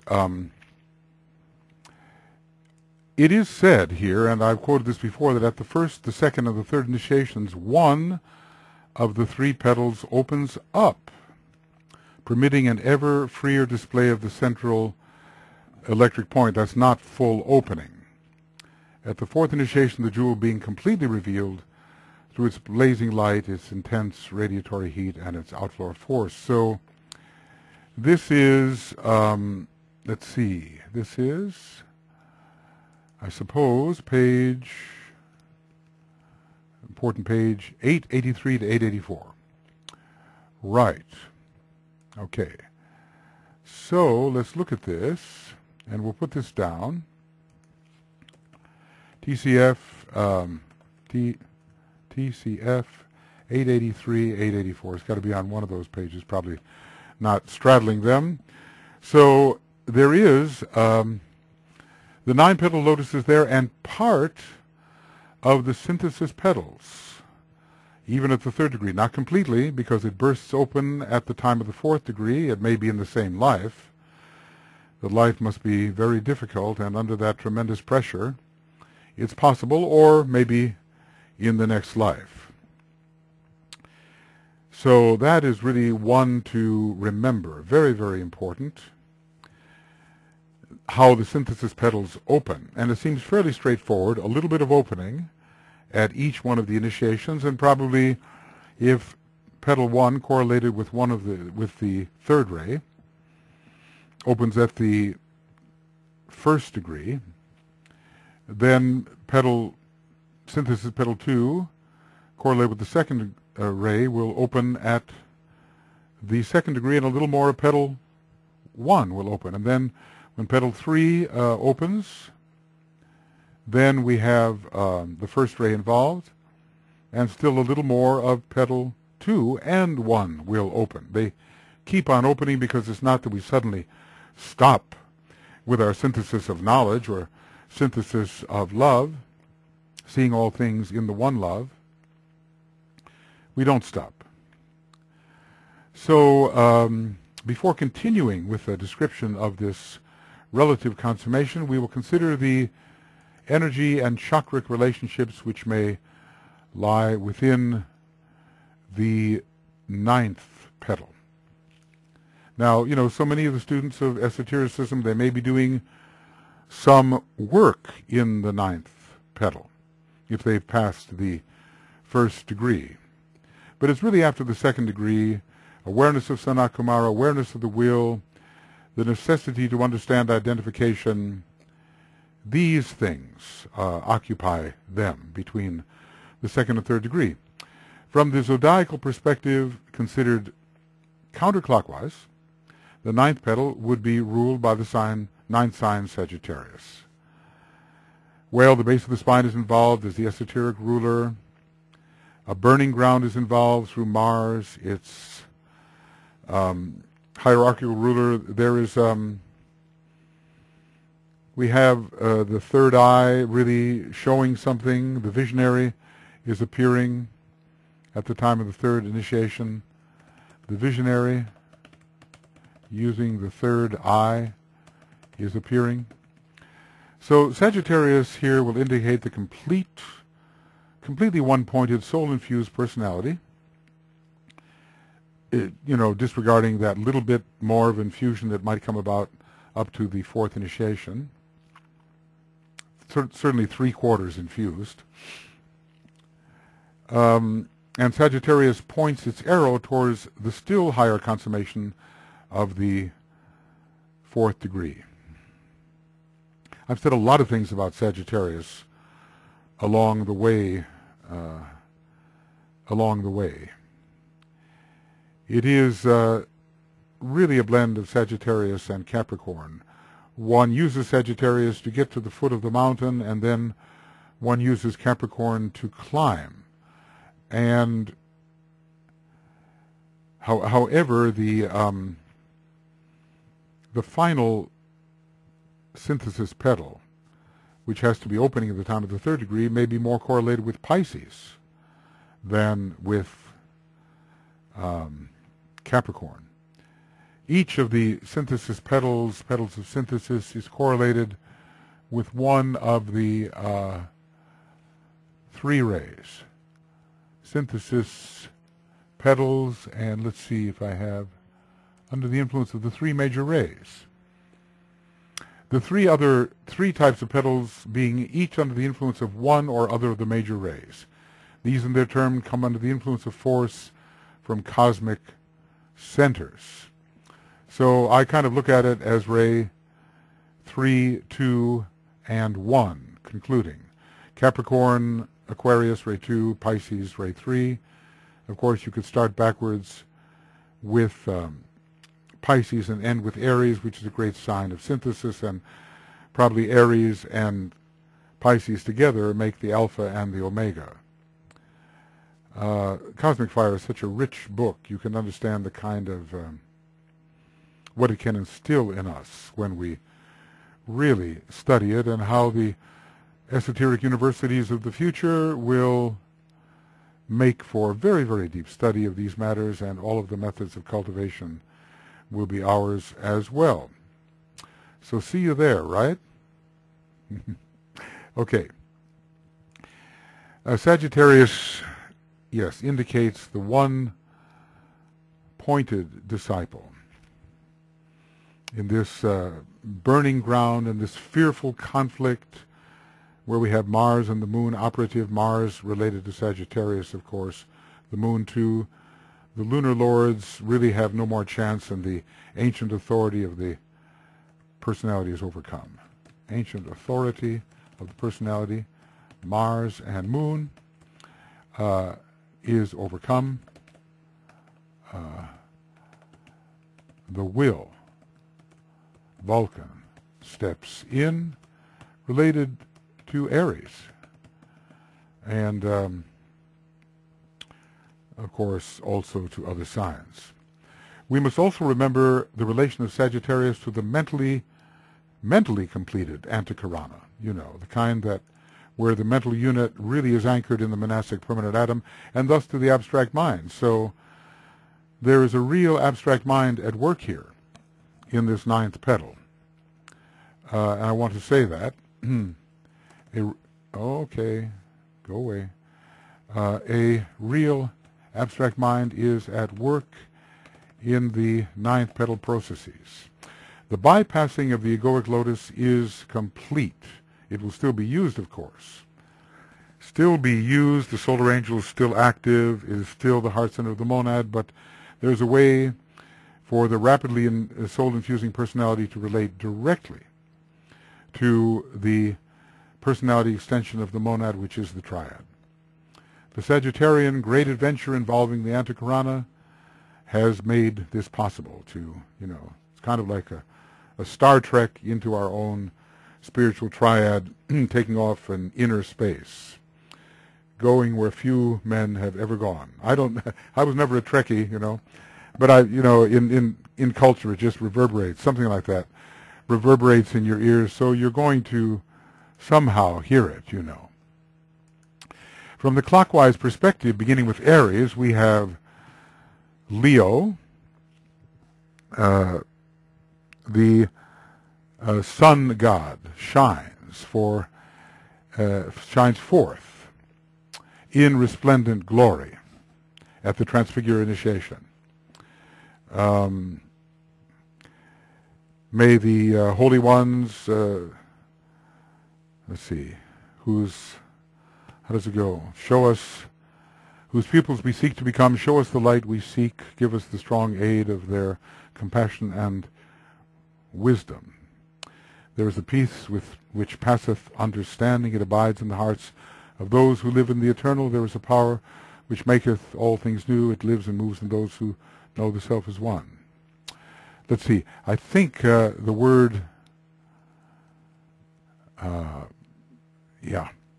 shine forth. It's in that mantra, and I want to find it. Shine forth, or is it pour forth? Peace. Okay, maybe that'll do it. There is a peace. Okay, there it is at the very end. May that peace brood over us, that power uplift us until we stand where the one initiator is invoked, till we see his star shine forth. That's what we see of the one initiator at first, his star. Then later his eye, then later at the fifth degree, face to face. Couldn't stand it before that, I suppose. Not until the 5th degree do we see the one initiator face to face, and then the initiator actually, in a sense, changes a different emanation of the planetary logos officiates at the 6th, we are told. And that's what I mean by the kind of information, please, it's right in the first book, Initiation, Human and Solar. So many people are writing the so-called 3rd installment of the Tibetan, and they couldn't come close to even having the information that's in Initiation, Human and Solar. So let's be realistic. Let's be realistic about that. We cannot pretend. Okay. So Leo is blazing there. All the fire signs can be meeting in this 9th petal. The blazing transfiguration of Leo, the Aries, the coming in of the sense of pure being, Sagittarius, that tremendous orientation towards the heights, which is launching a man into the triadal world and into the intuition. He begins to step into the plane of intuition through Sagittarius. Through Sagittarius, he steps deliberately onto the plane of intuition. From the clockwise perspective, beginning with Pisces, we have Cancer there, and it fits so well that the whole is seen as one. From that time on, Rule 5 really applies. There are no other cells. The one great unit of evolutionary development is complete. A fusion has occurred. And let's just take a look here at the raised initiations. Let's say page, 23, maybe. It's pretty close. It's Rule 9, is it?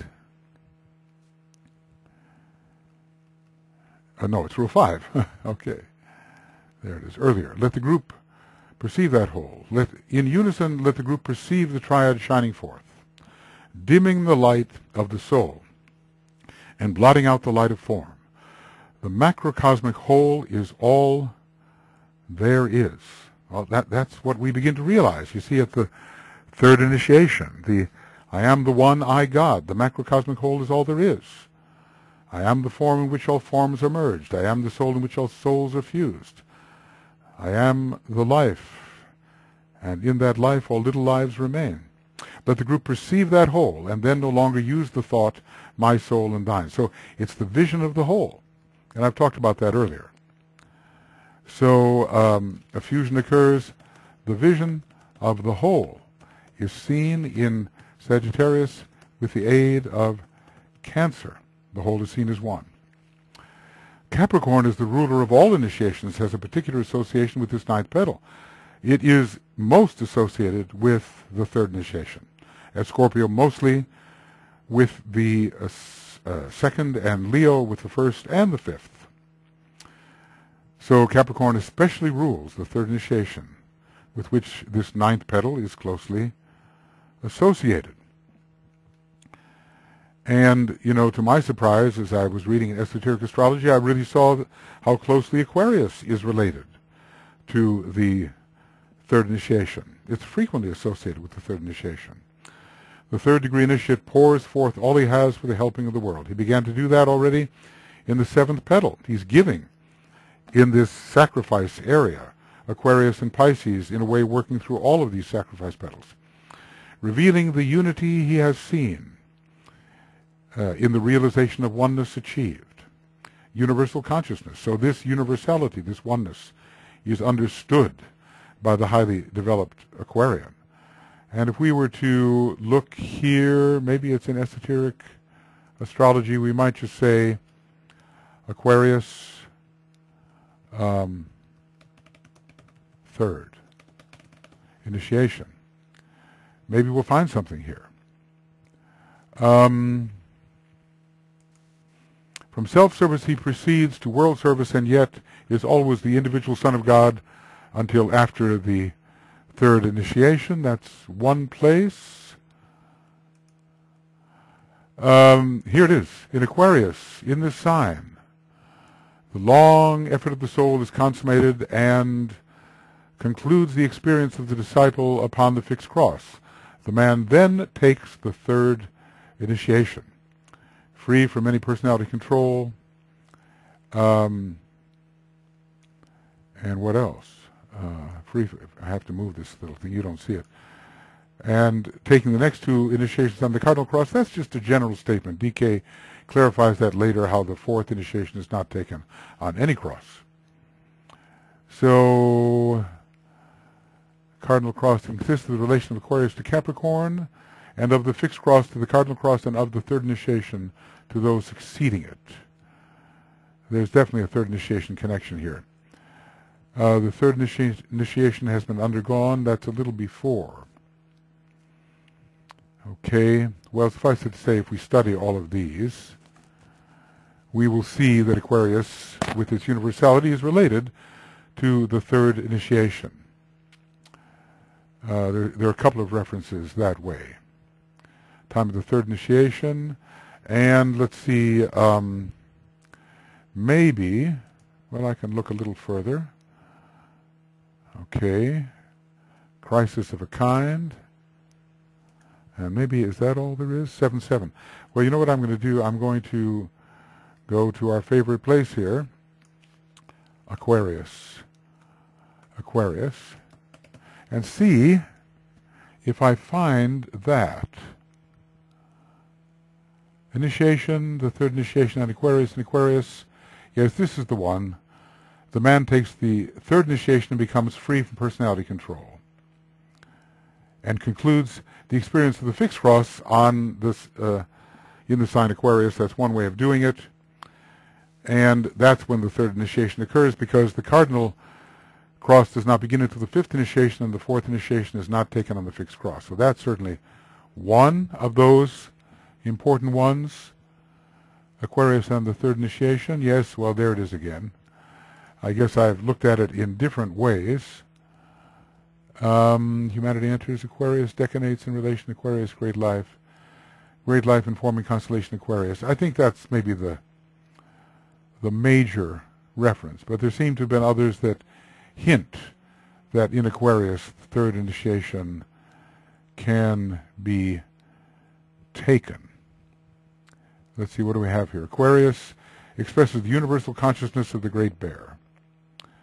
Well, okay, do we begin to get that at the third degree? Yes, to a degree, because there is an ascent going on through these signs. Gemini, Libra, and Aquarius related to Sirius, Pleiades, and the Great Bear. Well, suffice it to say, I think it's pretty close that this, in this sign of universality, the universal perspective of the third degree can be appreciated.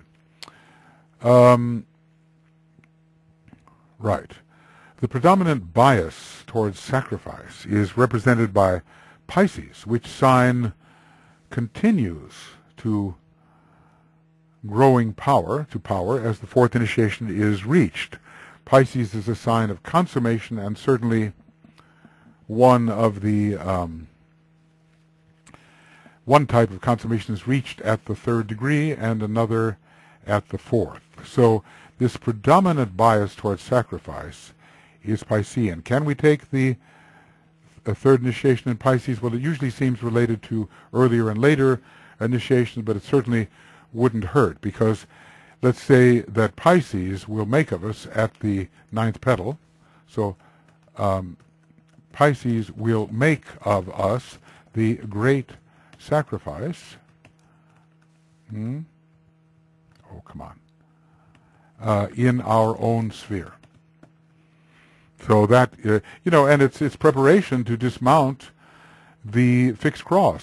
So it's always an ending. From the time we're working between the third and fourth degree, we are no longer on either the fixed cross, and we're not on the fixed cross, we're certainly not on the mutable cross, and we're not yet on the cardinal cross. So as we move towards the fourth degree, we carry our own cross.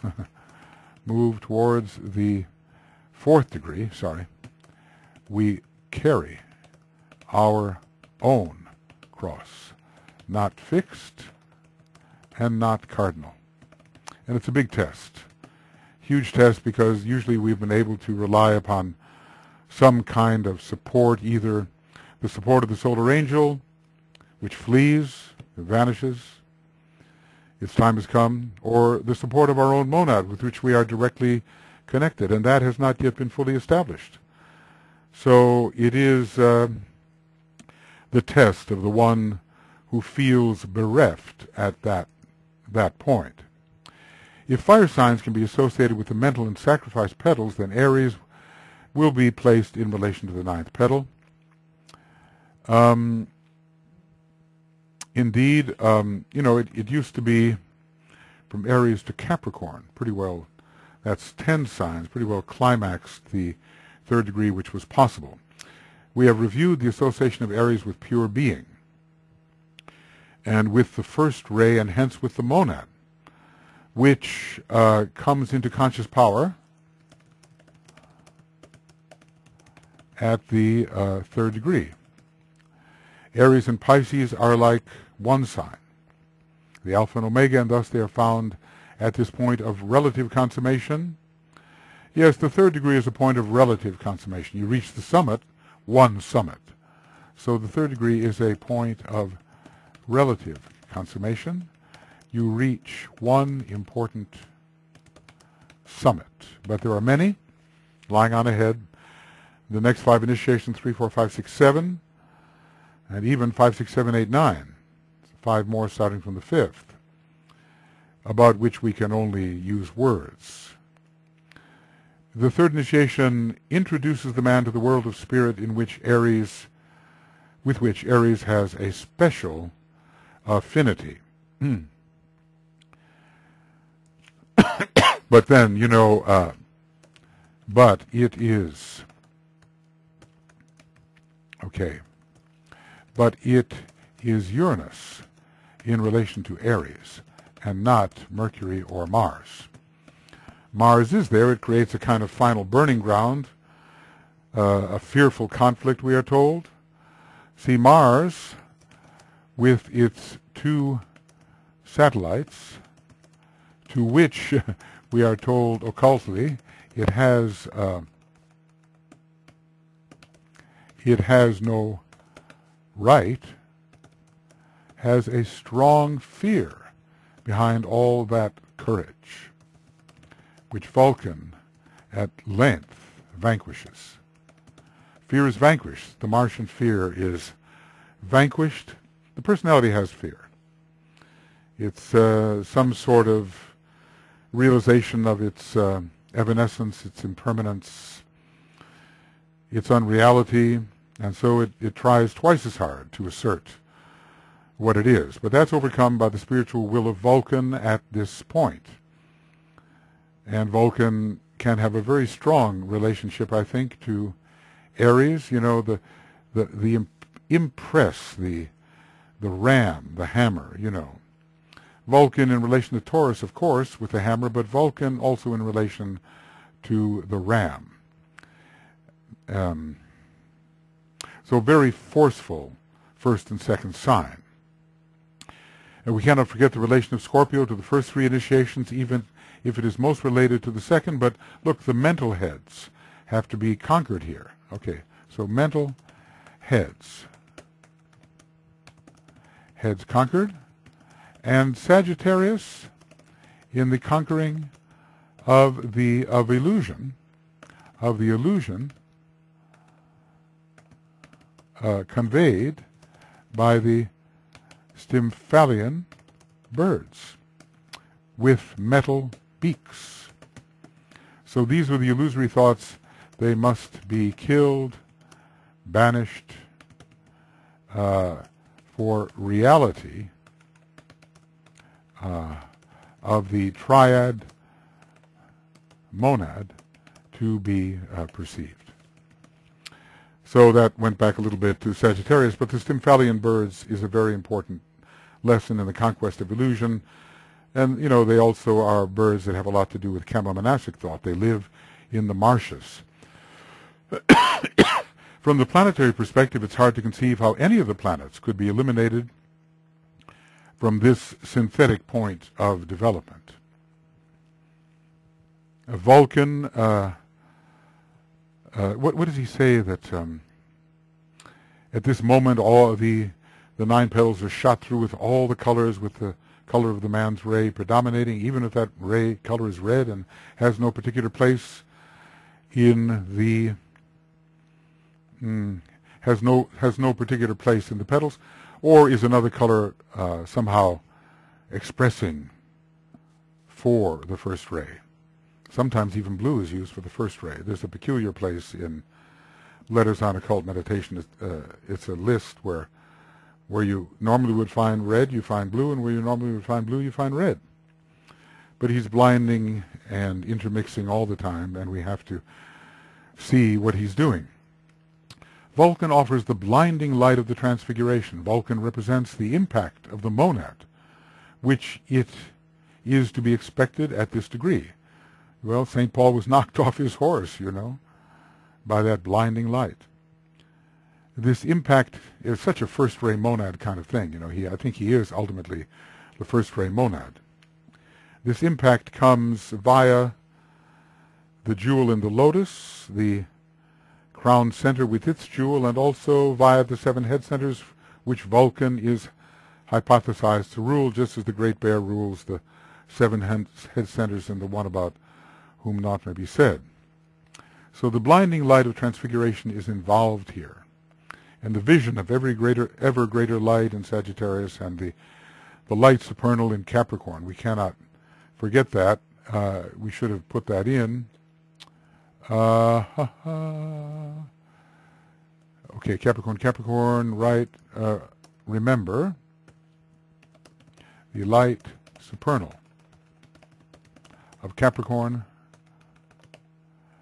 and Venus, both. It's a mixture of Vulcanian and Venusian light. It seems to have much to do with first and second rays, or maybe first and fifth rays. That's another way to look at it. But the fifth ray is the most intense of all the ray lords, and Vulcan brings out the light of matter. We've been told because it burnishes the shield of Mars, and Mars is the personality, Mars is matter, makes that shield shine, bringing out the light content of matter. So the blinding light of the transfiguration and the impact of the monad, yes. At the 3rd degree, there is a new capacity to work with the spiritual will, and Vulcan is one of the planets representing this will. So is Saturn. So is Uranus. They're all very strong at this initiation. You reach the top of the mountain with Saturn, and Uranus is the introduction to pure being. And Uranus, ruling the head center at a certain point, represents purpose. Mercury offers also an extremely high point of mental illumination, which is translated, that's a deliberate word. It takes us into the triad, translated into intuitive perception and pure reason. So the abstract mind becomes the Buddhic transcendental mind. I loved it when I ran into that term, the transcendental mind of Mercury. So there is a translation from the abstract mind to the transcendental mind here. There is a translation from the abstract mind to the what's called transcendental mind, the intuition of pure reason. Venus here in the 9th petal reaches one of her highest points of expression as the hierarchical ruler of Capricorn, the sign most associated with the 3rd initiation, hence with the 9th petal. The soul now dominates the personality through the power of love, wisdom. The word dominates is important. It's a musical term related to the dominant. RTD to the dominant. The 5th. Interestingly, Venus, 5th ray. And also 2nd ray.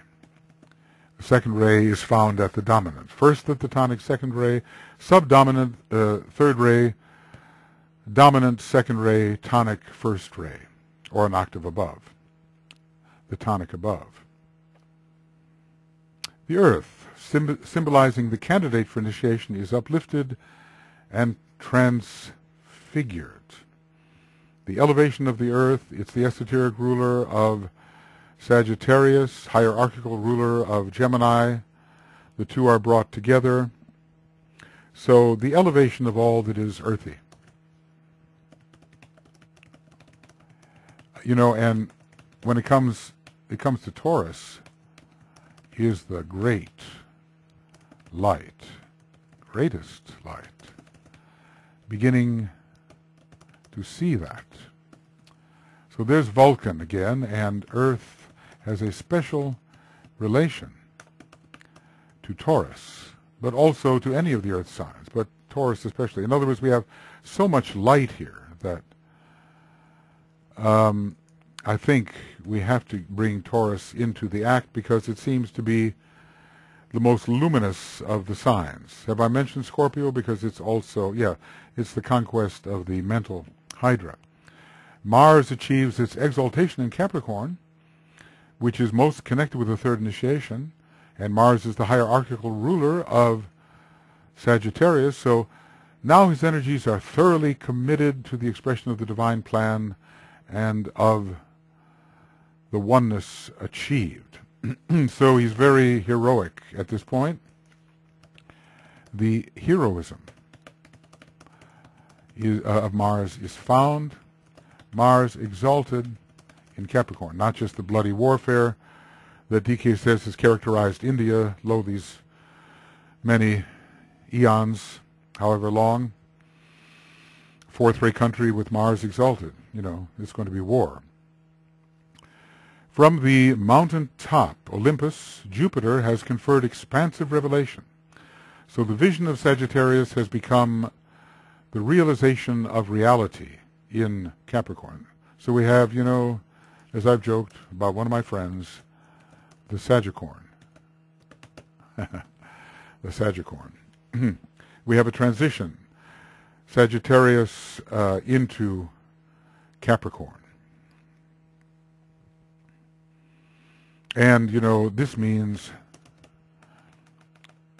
the practical opening of the visionary third eye and unicorn horn as the extension, as a weapon of that third eye.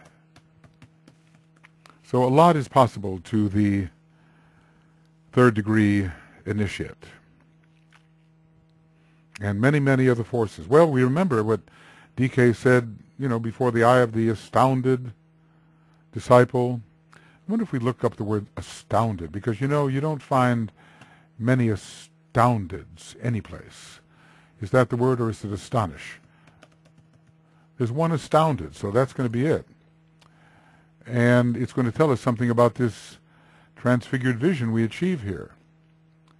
It has been occultly said that a vision of these powers and their many weaving lines, seen as rivers and streams of light, is given to the initiate from the mountaintop of Capricorn.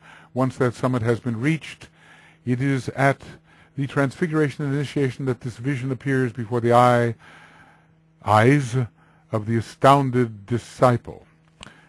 The great experiences upon the various mountaintops as related in the Bible have all to do with Capricorn. Moses, the lawgiver on Mount Sinai, is Saturn in Capricorn, imposing the law of karma on the people. Well, I want to make that one highlighted. It's so beautiful. The many weaving lines seen as rivers and streams of light. This vision appears before the eyes of the astounded disciple. All these things coming together. And in this ninth petal we see how important are the many different streams of force. They all seem to have their place. Saturn represents the fact that the mountain of personal karma is underfoot, and that the initiate, through the abstract mind and spiritual will, is equipped to work with the divine plan to which Saturn is closely related. Saturn has so much Ray 3, it's connected with the abstract mind, of course, and it is the ruler of the atmic plane, which is the third plane, as well as the first plane, emphasizing the first and third rays of Saturn. There is a strong atmic component to the third initiation, and the atmic plane is ruled by Saturn. I'm remembering, one of our good friends, now deceased, Robert Gerard, eminent esoteric psychologist, lived to be 95, amazing man. He said, well, we always see two initiations ahead. When you take the first, you're being affected by what will happen at the third. Taking the second, you're affected by what will be taking place at the fourth, and many people confuse those two. Take the third initiation, you're affected by the fifth, and that is an atmic initiation. So there's a leapfrog going on along a ray line, whatever it is, 1, 3, 5, 7, 2, 4, 6. So there is a strong atmic spiritual will component to the third initiation, and the atmic plane is ruled by Saturn. And 9 is also the number of the third ray, and so the unfoldment of the 9 petals indicates a kind of third aspect consummation. That's pretty clear. From another perspective, time and space, both ruled by Saturn, have been, well, sometimes they say Jupiter rules space, Saturn time, but in general it's the conquest of illusion under the third ray, Saturn being the related to the Lord of the third ray, Ray Lord of the third ray, and being a planetary Ray Lord of the third ray itself. So from another perspective, time and space, both ruled by Saturn, have been negated in a consciousness for which the most frequently presented aspects of the great illusion have been overcome. You can't really, let's just say we cannot overcome illusion until the 9th initiation. And really, the universe is the great illusion. Group integration? No. The great illusion. Compared to absolute reality. Oh, that's a tough one. Looking all around and say, is this the great illusion? Well, DK says to the third ray monad, he says, all is illusion, O dweller in the shadows. Come forth into the light of day. Convey the hidden glory of the Blessed One. Come forth into the light of day. All is illusion. Uranus is the Hierophant and the one who meets at the third initiation, exalted in Scorpio, which is one of the rulers there. Scorpio rules all three, and the hierarchical ruler of Aries, with whom we definitely connect this 9th petal. So the Lord of the world is Uranus, and through the rod of power, which is the flaming diamond, of course it really does suggest Capricorn too, doesn't it? Through the rod of power, he conveys this electrical energy. Electric fire is conveyed through Uranus at the third initiation. Electric fire is conveyed through Uranus at the third initiation. Uranus is also the energy which conquers the illusions over which Saturn in its lower expression presides, and Jupiter too. Uranus collapses time and space. So is the planet by means of which time and space, considered as illusions, are overcome. And I like to say, collapsing them to a point. As for Neptune, the third initiation signifies the ability to enter the Buddhic plane, ruled by Neptune, of course, and also Jupiter and Mercury, and to prepare for Buddhic polarization to be achieved at, let's just say, to be achieved at the fourth initiation. But let's remember here that, excuse me, after the third initiation, the correlation, or how's it called, coordination of the Buddhic vehicle is achieved. So Neptune is required there. Required for this. He tells us Neptune will be strong in the chart. Strong in the chart of the man who coordinates the Buddhic vehicle, and that will be after the third initiation. So let's just say that Neptune is good for dissolving the illusions of time and space. Excuse me. Pluto is a non-sacred yet esoteric planet, interestingly, signifying the cutting free from illusion, the shears that cuts the energy streams of life, but really it's also cutting us free from wrong identification and leaving behind the world of form and figure, thus transfiguration. Right?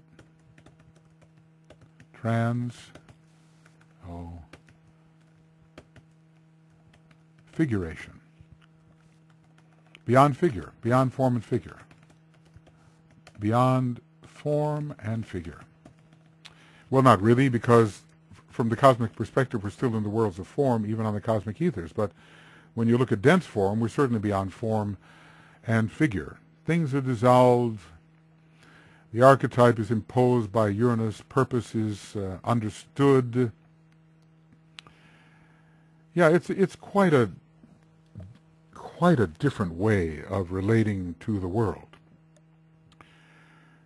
From the ray perspective, the fifth ray rules the third initiation. As in the center, the power of Venus in relation to Capricorn, its hierarchical ruler, correlates with the power of the fifth ray at this initiation. Well, it's found all throughout the Egoic Lotus, the underlying orange, you know. One of the colors of Venus, its fifth ray exoteric color is orange. Maybe a deeper color is indigo for the fifth ray, and certainly for the ultimate second ray monad of Venus that I hypothesize it is indigo too. The second ray is powerful in relation to the ninth petal, as the third initiation represents a significant triumph of the soul or soul aspect. It's like majority of 3 over 2, 3 over 2, which is the same as the fifth in music. The interval of the fifth, the interval of the fifth in music. It is the soul tone, and when the majority of the 5 initiations are passed, the soul is sounding. It's certainly sounding above the major third or the minor third. The dominant sounds above. The dominant note sounds above the major or minor third of the personality. There's a whole musical method of interpreting the universe's music, and Sanat Kumara is composing a great symphony, we're told, and we're told of the Solar Sonata. Great, what a wonderful life lies ahead if we can just get rid of the majority of our ridiculous illusions, at least the ones that we can banish by the third degree, when maybe we can become useful and not a liability. It's sometime before the third degree that we are no longer a hazard, no longer a liability. Up to that point, we're a liability. Gives you pause, doesn't it? Those of us who think we may have evolved into something of usefulness, and it rings in my ears what DK said, if only I could find the reference, what makes you so sure you are useful?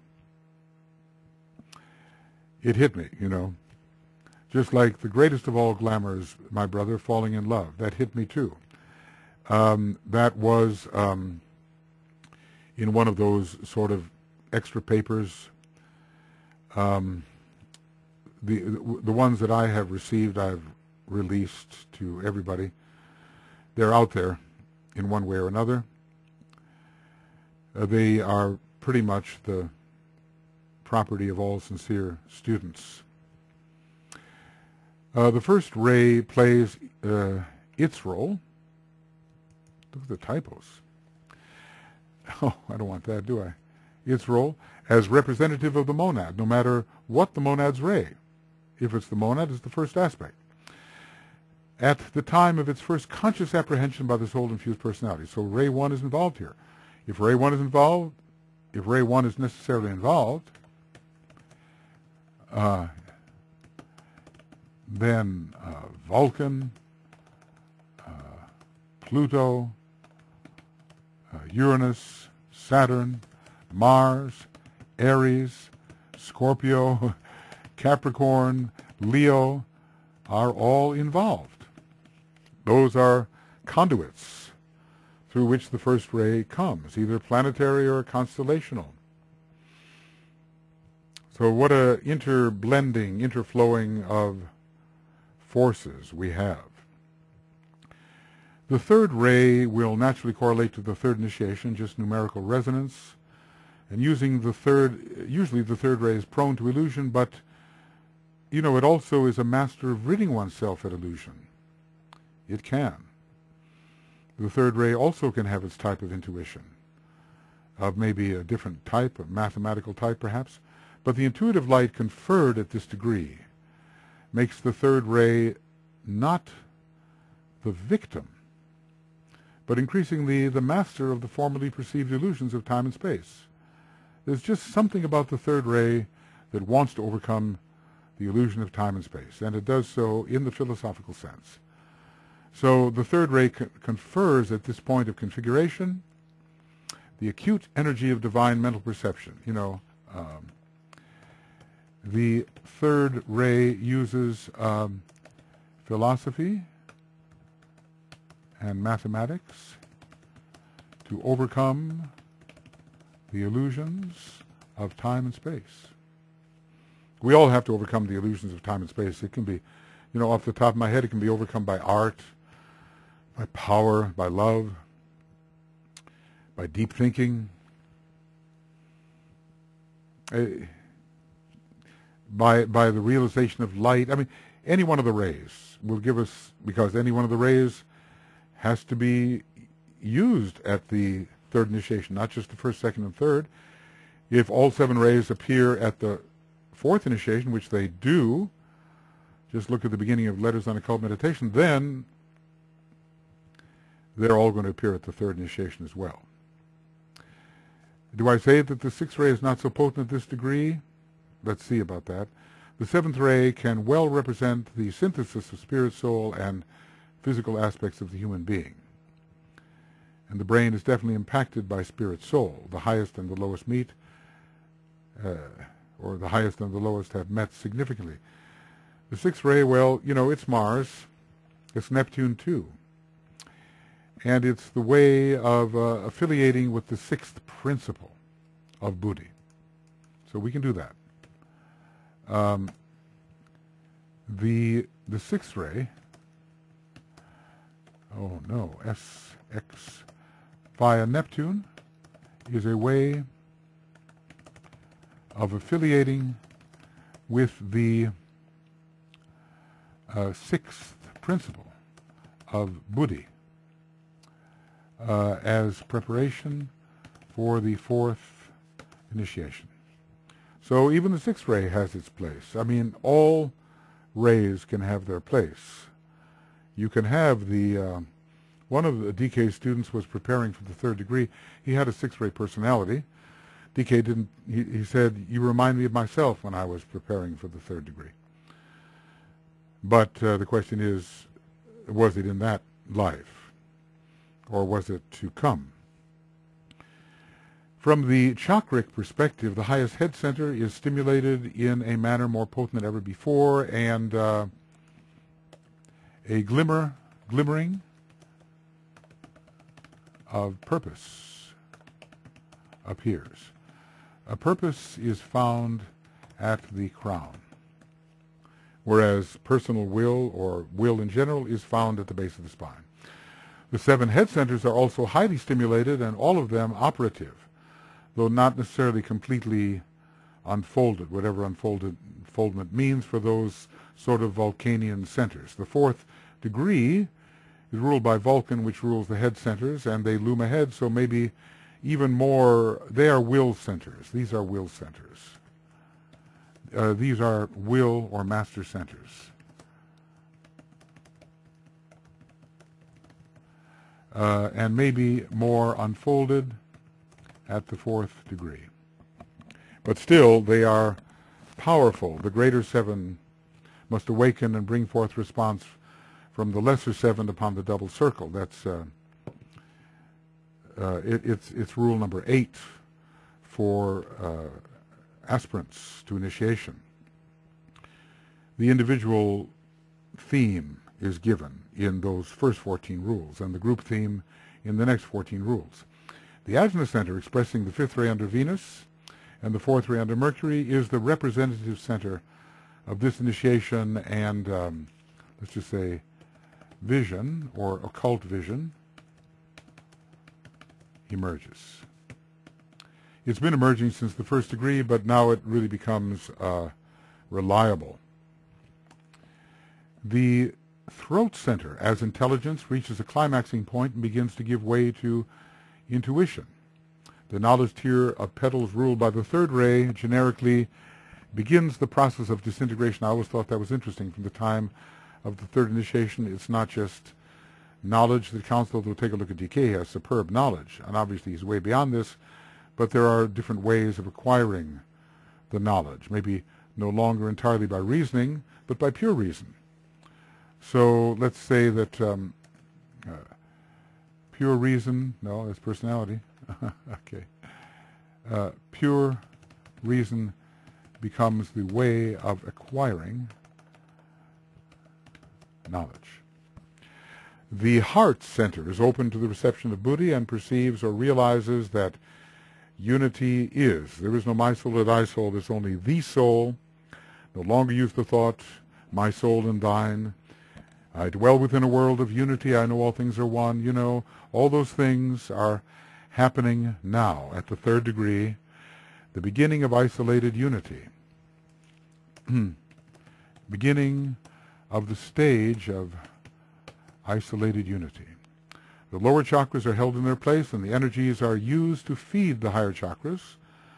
It's no longer the case where the higher chakras' energy is immediately short-circuited to stimulate the lower chakras. Although, you know, the base of the spine center is important in the later initiations. It begins a new relationship to the crown center.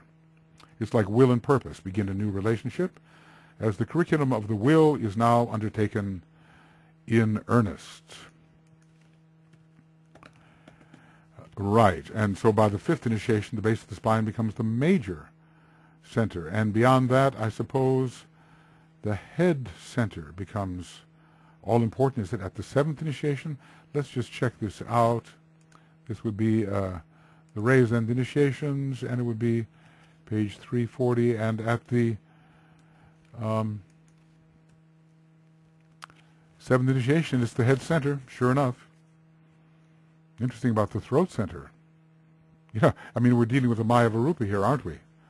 We're not dealing with a generated body in the usual manner. We're dealing with a deliberate construction in the lower worlds, and still the centers are there, are they not? From the 5th, the 6th, the 7th, this is all Maya Varupic centers, and yet they are real. So we have to adjust our sense of what is real and what is not. Many energy relationships have been discussed as we have assessed the petals and their interrelationships, and this is just the beginning. There is much more in cosmic fire that needs to be correlated with what is here found in order for a more complete picture to emerge, but let's just say eventually intuition will reveal immediately the salient points. You know, we can search around in a mass of material, that's the problem, searching in the mass of material. And we may not know what is immediately applicable, what is immediately salient, what the piece we need, but the lightning of the intuition immediately finds and selects what is relevant to the moment. That's really an amazing power. This is what is needed. You may have 10 million things. This is what is needed. The intuition can pull out, through the lightning of thought, as Master Morya calls it, what is needed. The whole question of color has yet to be considered in relation to the 9 or 12 petals, as do the various kinds of egoic lotuses. Well, we have done that now, but when this was written, it hadn't been done. The various crises of the soul, we have done that. And the various stages of adaptation to soul life, we have done that. And the stages of human unfoldment in the human groups, from 202 in the Esoteric Psychology 2, we have done that. These, among other pieces of information, must be correlated with the petal of unfoldment, and that's what I have done in one of the next things we'll undertake, which is a much more gathering of all things together, and, hopefully not having to go over in such detail the kinds of things we have covered here. We have another, what does it look like here? Oh goodness, another 20-some pages. And I think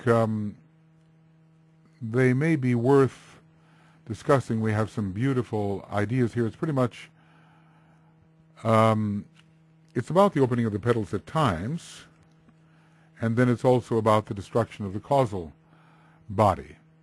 And some of the things are repeated here, so maybe before we get into the colors, we will, in fact, deal with these, with the rest of this section. I think it will fill out some things that we may need, and we may see something here that is important. It's going to be, it's going to be a fair number of pages, but we've been moving fairly fast. We've covered about, and I think you'll see some of these things are familiar. We've been using some of these quotations when we go on. But we have covered, in discussion of the 9 petals, some almost 100 pages, 96 pages, and it's a lot of commentary, of course, and some interpolations of the quotes from Master D.K. I think, some of these programs are of irregular length. I cannot help, but I think we can make this one end at 2:45, which is not too bad. End of Egoic Lotus webinar commentary, program 28, 2 hours and 45 minutes, and we're on TCF 541 and 542. Let's see if that is correct, or whether 543 has to be brought into the picture. It looks like it's correct to say 541 and 542. Right, and we will be beginning of Egoic Lotus webinar commentary program 29 of whatever duration, TCF 542, and I suppose that what remains to be said here will last another few hours of programming. It's really important information. So we have, in fact, passed through the 9 major petals of the Egoic Lotus, particularly connected with the second aspect overall, just as the atomic triangle is with the third, and the inner petals and jewel are with the first. We have yet to really explore the colors. We will do that. And I think the purpose here is to somehow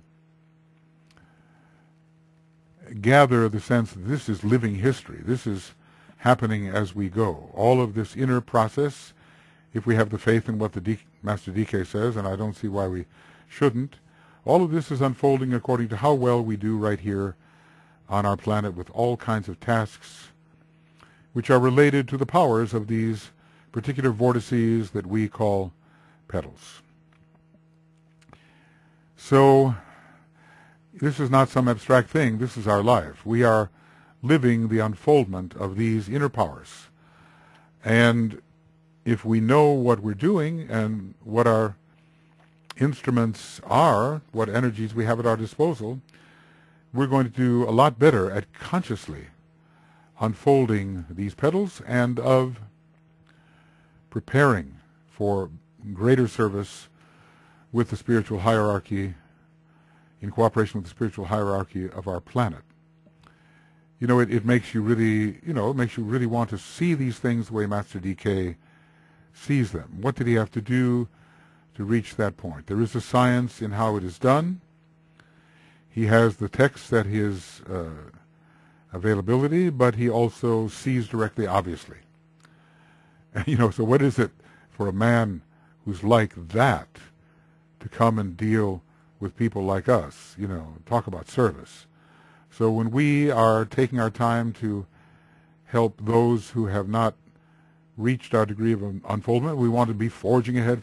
Just think of the masters and how they revolve upon the pedestal of light and turn the other way. And their light reaches us, and our face, we receive the light, and lo, the way is not so dark for us. This is, I love that. I love that that old mantra. Revolve.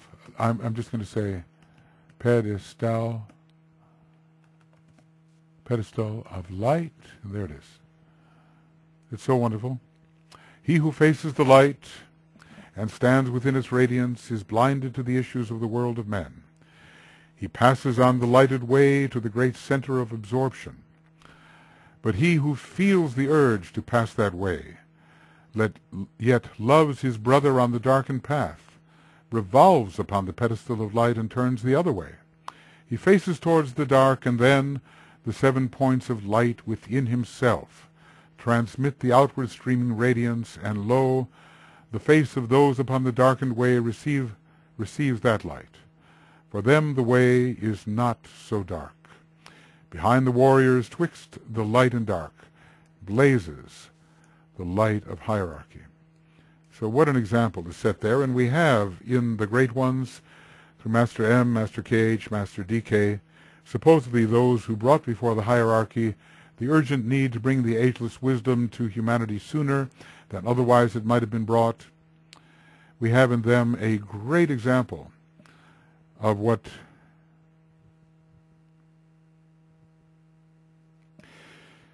service is. So, all right, friends, we will end with this odd sort of number.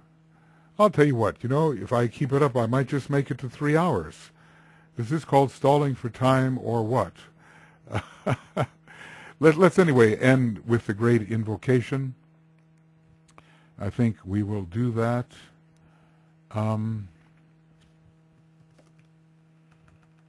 Okay.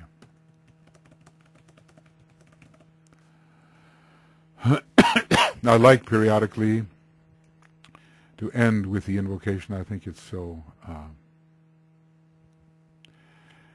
right for the conclusion of this kind of work, which is really dedicated to the promotion of the ageless wisdom in the world, to its emergence in such a way that more minds will be liberated by it and will no longer attach themselves to such lesser formulations of reality. Of course, look, reality is reality, so the mind will never grasp it, but the mind can point towards reality, and there's so many versions of reality conceived by the mind pointing to that which is not real at all.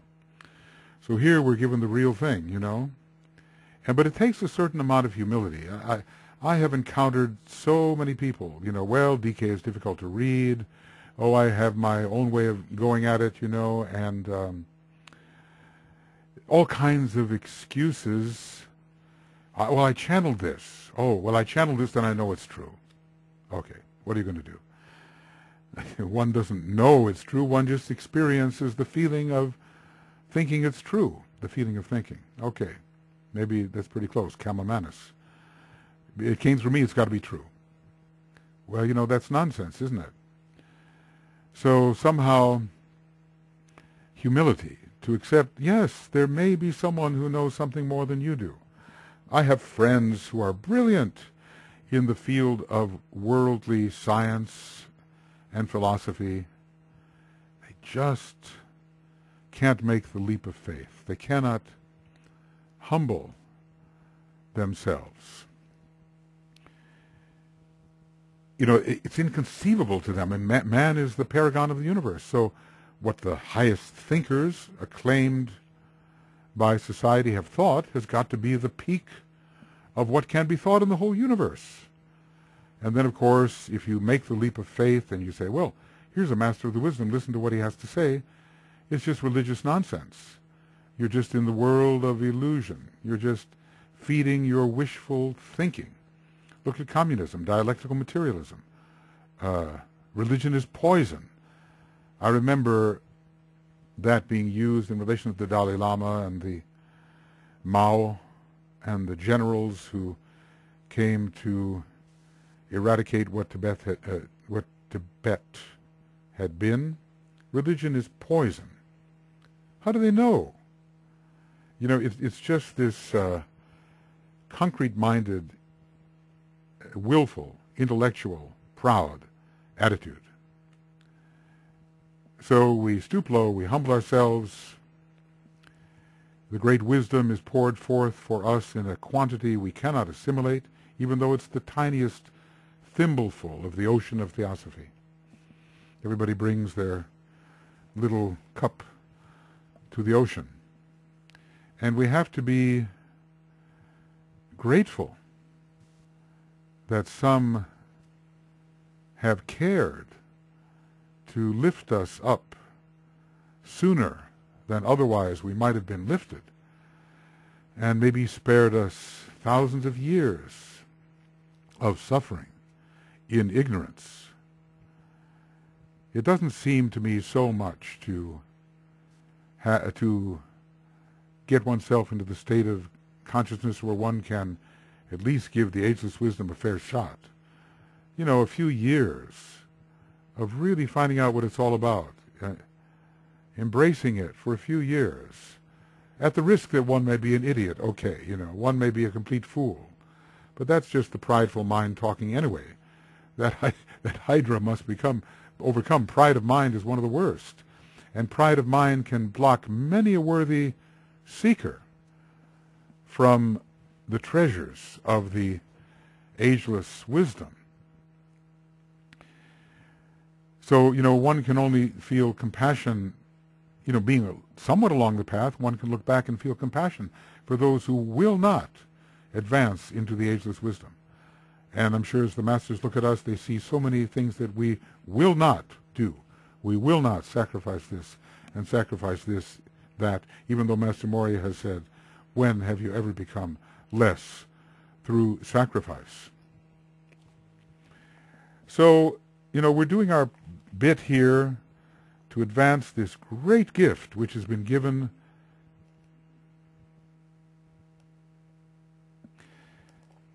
by Master DK, Master KH, Master M, and others, Master Hilarion. They're all working in their own way to give the gift. They write the books, they do things. They bring the treasures of the ages closer to our apprehension. And, I've spent majority of my life as a seeker. From the time I was maybe 17 years old or 18, I could see the mystical phase developing and so forth, recapitulation, all that. But, I was launched on my path when I met my teacher at the age 20, a Masonic Rosicrucian man whose symbol is the sun with the dot. Okay, we all have had our privileges to be connected with the wisdom. So, the great invocation.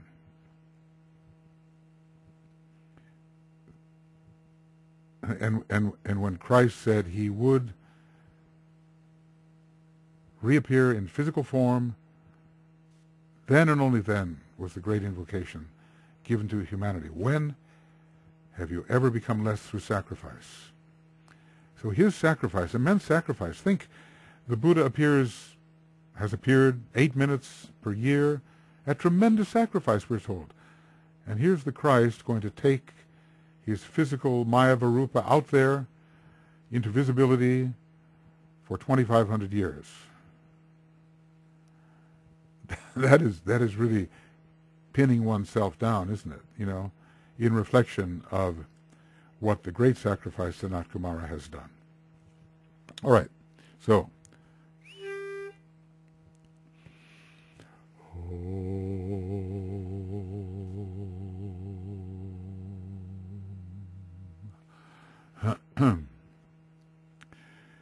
From the point of light, within the mind of God, let light stream forth into the minds of men. Let light descend on earth.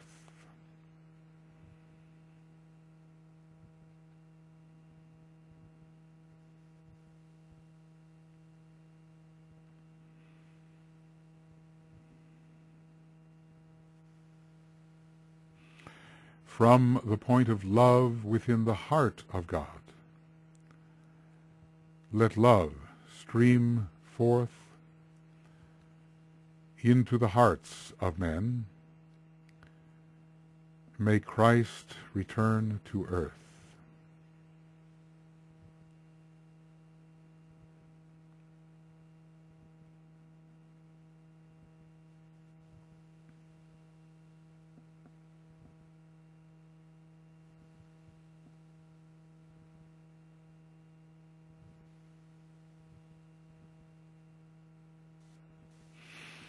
From the center where the will of God is known, let purpose guide the little wills of men, the purpose which the masters know and serve.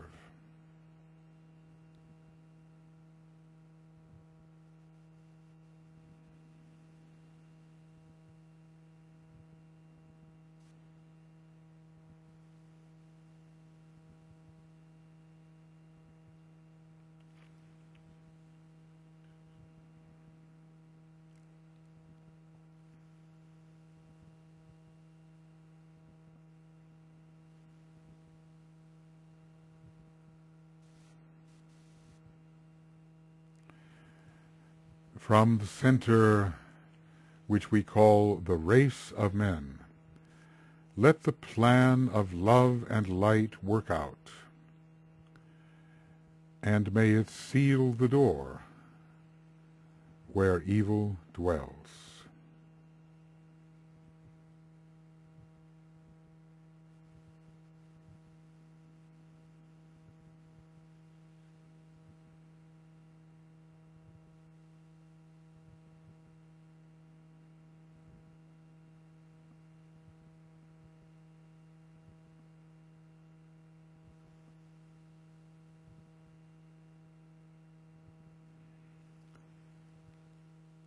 Let light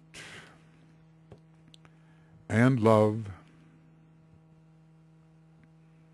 and power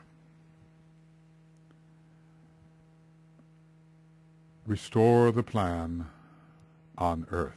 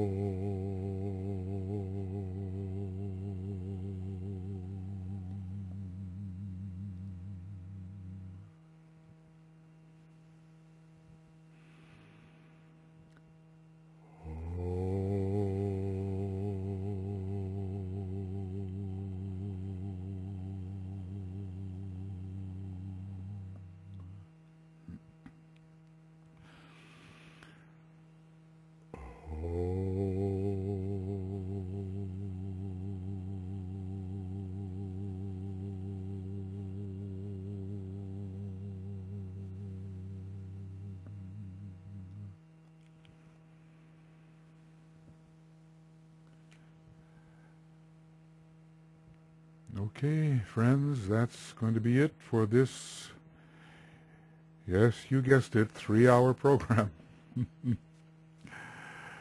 And we'll continue with that last 20 pages or so. It's not 20 pages of the Tibetan, it's only 2 pages of the Tibetan, and then we'll get into the colors.